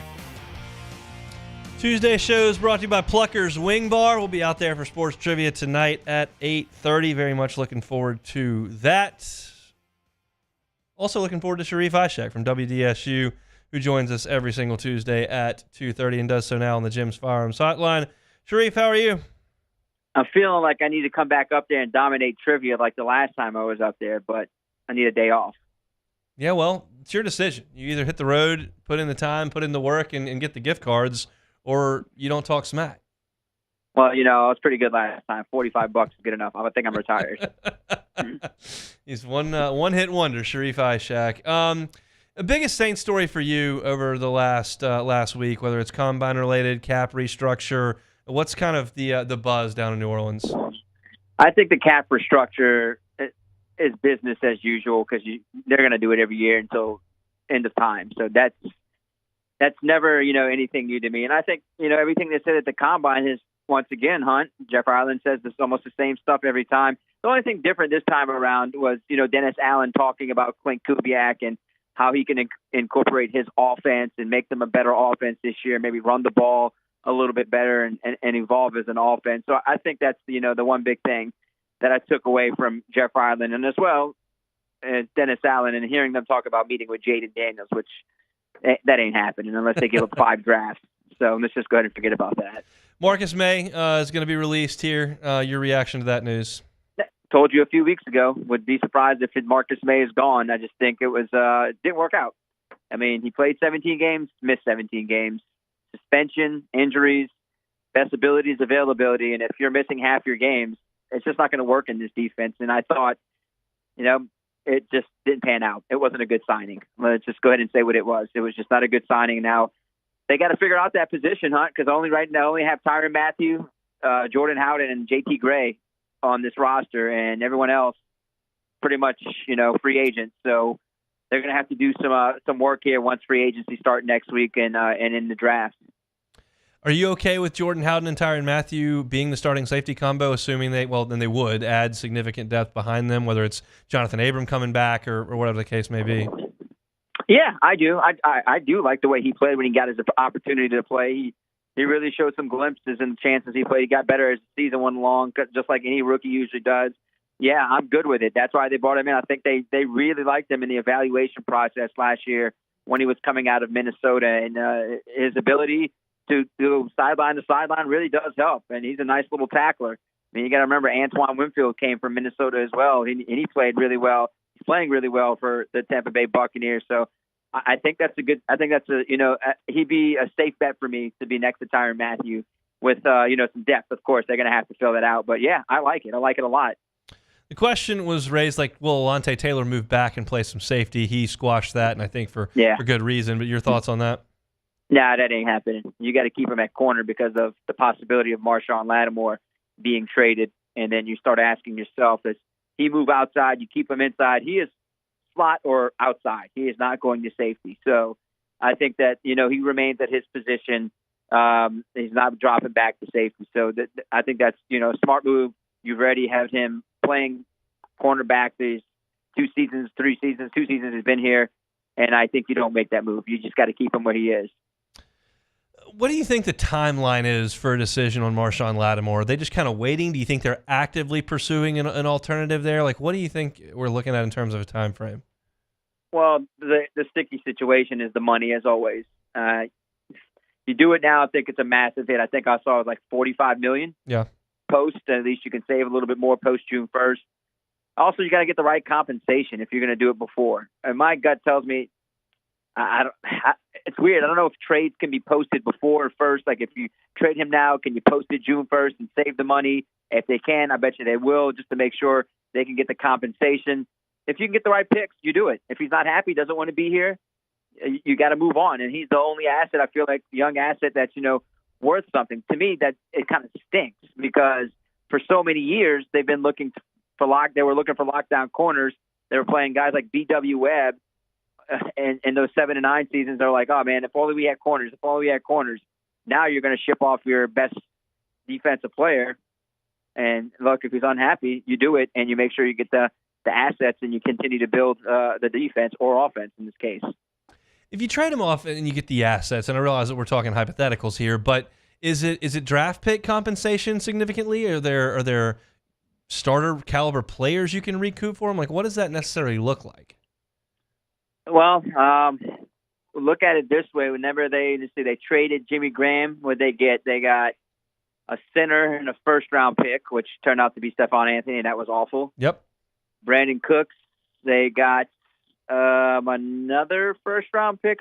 It's such a blur to me, but you'd love to get a starter and a pick, and if you can get a first-round pick and a starter, it would be great. I mean, getting Max Unger in a first-round pick was awesome. Now, can they flip that and do it in today's day and age? I'm sure you can because Marshawn Lattimore is a lockdown corner. He's one of the best in the NFL, and I would think the asking price would probably be a first and a starter or multiple picks, first and a second, maybe a fourth. And I'm just curious whether or not you think Dennis Allen would be on board with getting draft picks and getting rid of a Pro Bowl caliber player in a year that means so much to him, and whether or not his opinion on that matter is going to be listened to significantly. Yeah, I mean, he's gonna have some say so in this. He's been kind of playing it quietly. So when it comes to Marshawn Lattimore. It's interesting, and we'll see as the league calendar moves forward and we get closer to draft time what the Saints decide to do as free agency cranks up here next week. All right, let's switch over to the Pelicans, who a disappointing loss at Indiana, but came home and smoked them last Friday. Had a couple of days off now. It's a road trip up to the Northeast, and it starts with Toronto. How do you feel about the Pels sitting here right now, having won 2 of 3, but having lost 3 of 5? I like them a little bit better now. They better not lose 2 of 3 on this East Coast trip. They got to win 2 of 3. I think they got to beat Toronto. We should beat Toronto. They're injured. Philadelphia is a tricky one for me because I still think they play really well without Joel Embiid. Atlanta, still got DeJounte Murray. They still got players over there that can give them trouble. But I do think they can take 2 of 3, and I would be surprised if they take all 3. I do like the fact that they could take all 3. I mean, they beat the Philadelphia 76ers without Joel Embiid here, but the way they played the other night, I know it's not going to happen every night. They're not going to score 48 points. Ingram isn't going to go 9 of 11 and have 19 and a quarter. That's that happens once in a blue moon. But if they can get a percentage of that from this team, come close to that, I feel good about them. They just got to bottle some of that up, Hunt. They just got to do it, man. They just can't have these lulls, can't have these slumps. I feel like just like the LSU women's basketball team, you have to find a way to peak now and towards the end of the season and show everyone that you're a serious contender. At this point, Zion has been kind of the biggest talk over the last 2 weeks. Has there been an adjustment by the league? Is that still the best way for the Pelicans to play offensively and for Zion to play? What are your thoughts on that? In spurts. Yeah. I don't know if it's sustainable. It's not sustainable for an entire game. You saw when C.J. McCollum was out, it was not sustainable for an entire game. It's too sloppy with the ball in his hands for an entire game. Loses the ball too much, the dribbling becomes a little too sloppy. You get turnovers, you get bad passes, can't handle the ball well. So in spurts, yeah, it works when you give him the ball and say, hey, go at the rim and hope that you get a foul call, which they've been complaining about a lot in the media and to the NBA. Or he gets a basket. I think I like the way he bull rushes to the rim. I do think he is starting to see the game a lot better with the ball in his hand. Now, when you got CJ in there, I think it's just as good. I know people look at the metrics and the data, but I still like the ball in CJ's hands. Man, I just think he opens it up as well, and he can shoot the 3, so that opens it up for a lot of other players. But it works in spurts. To answer your question, I don't think it's great for an entire game. It'll be the Pels at Toronto tonight at 6:30. You can watch it, incidentally, at Pluckers. They bring you our Tuesday shows each and every week. Sharii, thanks for the time, man. Anytime, Hunt. Sharii Aack, WDSU down in New Orleans, our New Orleans correspondent weekly here on the Hunt Palmer Show. We'll take a time out. To close out, we're going to play Take It or Leave It, but I also want to know if there's another jersey set to be retired at LSU. My thoughts on that coming up next. The Hunt Palmer Show. One Bath and Closets. OneBathAndClosets.com is the website. David Duvall and his team, 30 years redesigning and remodeling bathrooms and closets. On the closet side, the house that we moved out of, we loved. Great location. Brought our first child there. The closet situation was atrocious. And the new house we've moved into, we like the closet situation a lot better. It's been a huge change for us. You can do that without even moving with One Bath and Closets. Get into some more space, customize that closet to your exact specifications. David Duvall will get you that questionnaire at the free consultation. What do you have? How many pairs of shoes? How many suits? Where are we putting coats? What about suitcases in here? What do we need to do? Do you have these shelves, these cubbies, these mirrors? And then you figure out what works for you. And they'll put that together, and they'll customize it to your exact specifications. And I can promise you this, they will do it right the first time and leave the competition behind. It's David Duvall and it's the team at One Bath and Closets. Visit that website, onebathandclosets.com. In times of need, get a full list of phone numbers, websites, and other important emergency information on the Demco Stormwatch page at 1045ESPN.com. It was a humid day, barefoot children play. looking for that summer shade. Time just slips away. Oh, Louisiana, some kind of hold on me. Like cypress stumps, your roots are planted deep inside of me. I've been doing business with Luba for 25 years. They're dependable, trustworthy. It's just the attention to detail with our clients. Our folks have years and years of experience. They're highly trained professionals. But many companies have that asset. What I'd like to think makes Luba a bit different is that we use those talents in a way that truly is dedicated to serving the needs of the folks who depend on us. Dylan Cruz here to tell you about Six Rings Baseball and Softball Camp. If you live on the North Shore and play ball, go to Six Rings Camps with former LSU assistant coach Dan Canaveri. His knowledge is second to none, and your child will improve and have fun doing it. Camps were held at Coquille Park and Six Rings Academy in Covington with 4 sessions over the summer. Full day and morning only sessions are available from ages 7 to 13. Go to sixringsbaseball.com or call 985-206-9096. Learn the game to love the game. Breck teamed up to reimagine your parks, and you imagined big. With your help, we went to work, creating 12 beautiful community parks across the parish. A family-sized water park, miles and miles of trails, and parks just for your dogs. There are more places to splash, to explore, to run wild, and even soar. You imagined, we delivered. Gold. Breck, your #1 park system in the nation. There it is, the extra mile, on the border of expected and extraordinary, for those willing to go further, like vans customized for work or play, with safety and tech to keep you connected, supported by a 5-star sales, service, and finance team, and backed by the 1-star you know. So go the extra mile. It's never crowded, because so few have what it takes to go there. Mercedes-Benz Vans. Electricity is all around us, and our families depend on it. Every day is sparked by the power of a cold drink or a warm meal, a movie night, and a comforting light at the end of a dark hallway. From sunrise to sunset, playtime to bedtime, our team is ready to take care of your electrical needs, even in the case of an after-hours emergency. This is Charles Sandegriff. Join me and Jimmy Ott for the next edition of Live at Lunch from Modesto on Burbank at Nicholson. Professional handicapper Randy McKay is with us, Scott Rabelais and Wes Reynolds from VEASAN. Live at Lunch, 11 a.m. Wednesday on 104.5 ESPN Baton Rouge.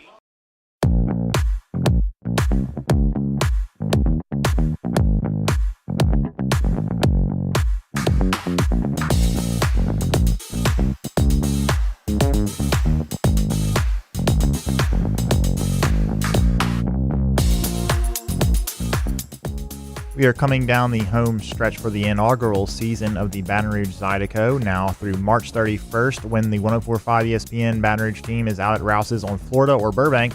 Stop by and spin the prize wheel for your chance to win tickets to see them play in action at the River Center. For more information and to purchase single-game tickets, visit brprohockey.com. This is the Hunt Palmer Show on 104.5 ESPN Baton Rouge. Shout out to Pluckers for bringing you our Tuesday shows. Really appreciate them for jumping in and doing that. They also bring you our baseball breakdowns each and every day. Reminder, Breggie's Creole Crush, a new sauce, courtesy of Alex Bregman, is available at both Pluckers locations here in Baton Rouge, Nicholson, and on Bluebonnet. When you go into PMAC and you look up into the rafters, you see Shaq's jersey, you see Pete Maravich, you see Rudy Macklin, Mahmoud Abdul-Rauf. They're all immortalized up on the rafters. You also see Simone Augustus and Sylvia Fowles there as well. And I believe today we got further evidence that there's another one coming soon. Okay. Angel Reese was named the Southeastern Conference Player of the Year today. Last season, Angel Reese, as a team captain, was the SEC's Player of the Week 7 times. She was all-defensive team. She was a first-team All-League player. She was the MVP of the Greenville Regional. She was a first-team All-American by the AP, WBCA, USBWA, and The Athletic. She was the most outstanding player in the Final Four, where LSU, of course, won a national championship. She won an ESPY for the best breakthrough athlete. She was BET Sportswoman of the Year, and she was the Sporting News' Athlete of the Year last year. That's all last year, and now she's the SEC Women's Player of the Year. 2 players in LSU's history in women's basketball have been the SEC Player of the Year. Simone Augustus, Sylvia Fowles, their jerseys are in the rafters. Angel Reese, who's a national champion, something that those 2 ladies who were certainly good enough to do it but did not, accomplished. This is, to me, not really a question. Yeah, it's hard for me, man, because I think Simone Augustus and Sylvia Fowles were far better players than Angel Reese was in terms of their skill and ability. I don't think that not saying Angel Reese isn't good. She's obviously very good. She's almost averaging, at least 15 and 15 a game. She gets a double every single game. She's an incredible player.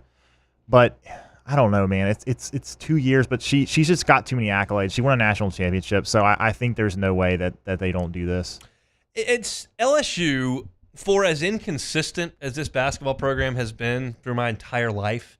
I was born in '88, so right on the back end of those 2 Dale Brown Final Fours. So really my entire life, I'm 36. It's been an inconsistent basketball program. Brady had a couple of good years, had some bad years. Trent Johnson had one great year, had some bad years. Johnny Jones had a couple of nice years and some really bad years. Will Wade kind of got it rolling, and the whole place was in turmoil the whole time. So it's just been very inconsistent. But even saying that, the history of LSU basketball is as decorated with superstars as really anybody. LSU can go with anybody 1 through 5 in a starting lineup. You put Pete Maravich, Mahmoud Abdul-Rauf, Bob Pettit, Shaquille O'Neal, Rudy Macklin, Ben Simmons, whatever order you want to put those guys out there, they can play with Duke. They can play with Kansas. Like, that's just the reality of it.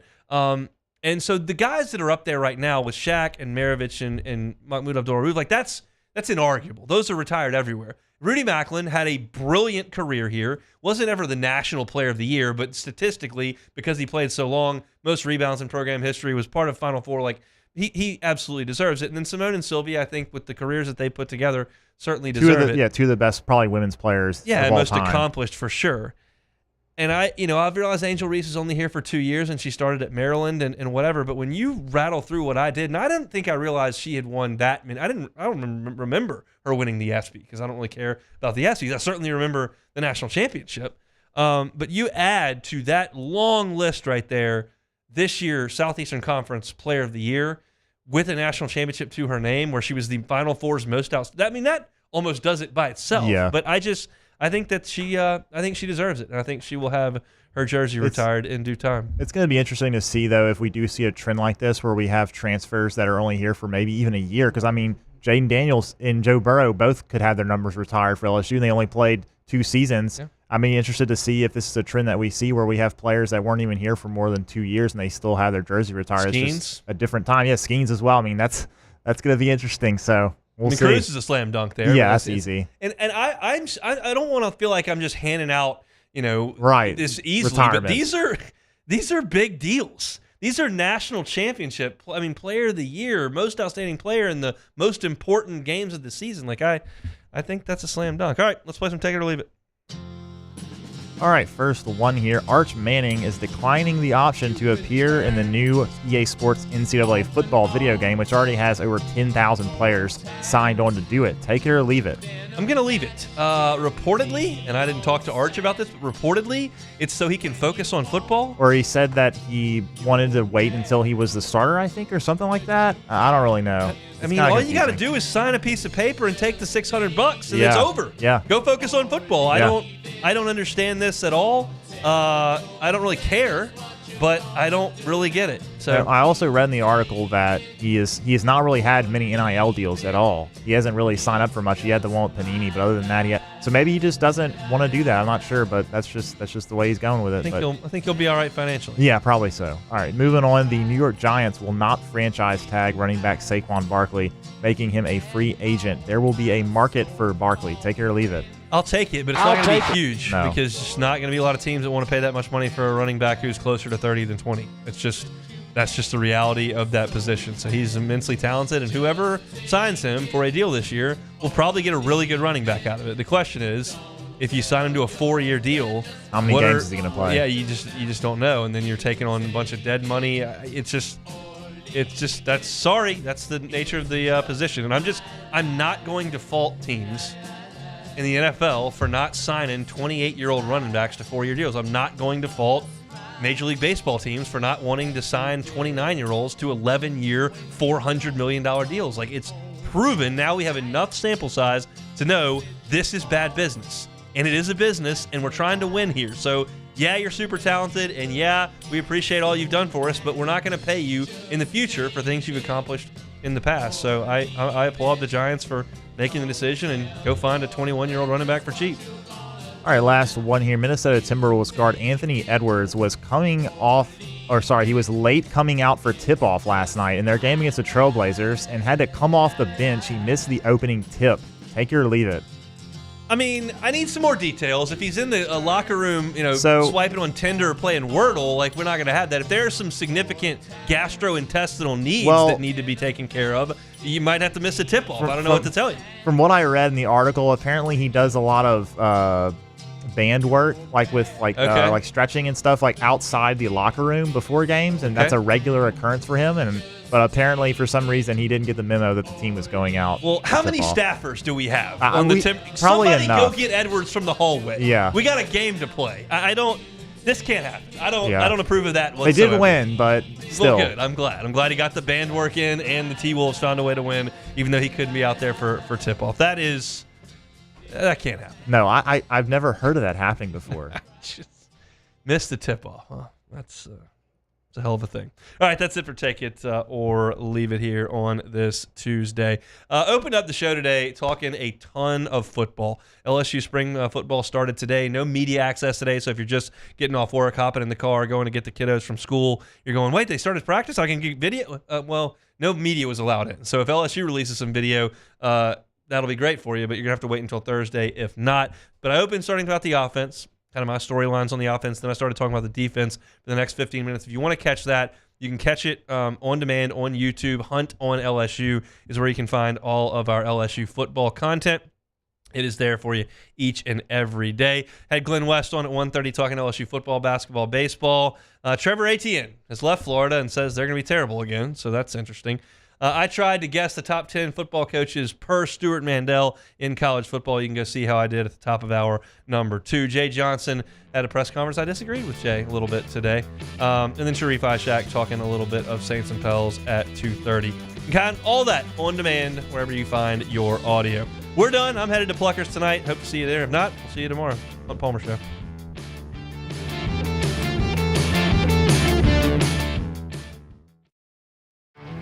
There it is, the extra mile, on the border of expected and extraordinary, for those willing to go further, like vans customized for work or play, with safety and tech to keep you connected, supported by a 5-star sales, service, and finance team, and backed by the 1-star you know. So go the extra mile. It's never crowded, because so few have what it takes to go there. Mercedes-Benz Vans.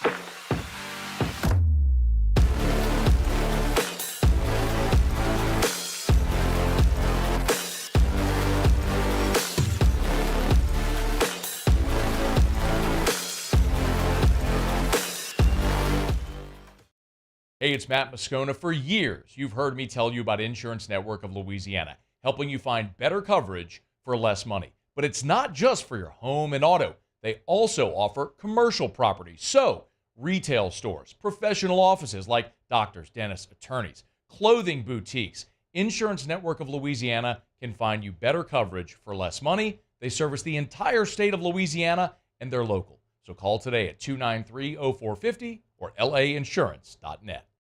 Yo, Jake here from my friends over at Community Steel Company located in Gonzales, Louisiana. The local place you can turn to for all of your metal building needs. Notice I said local, not Houston, not Dallas, not Atlanta, but right here in Gonzales. Visit them at their brand new state-of-the-art website at communitysteelco.com Or pick up the phone and give them a call today to answer all of your questions on your metal buildings, roofing and sheet metal, and any other steel needs you or your business need at 225-647-22.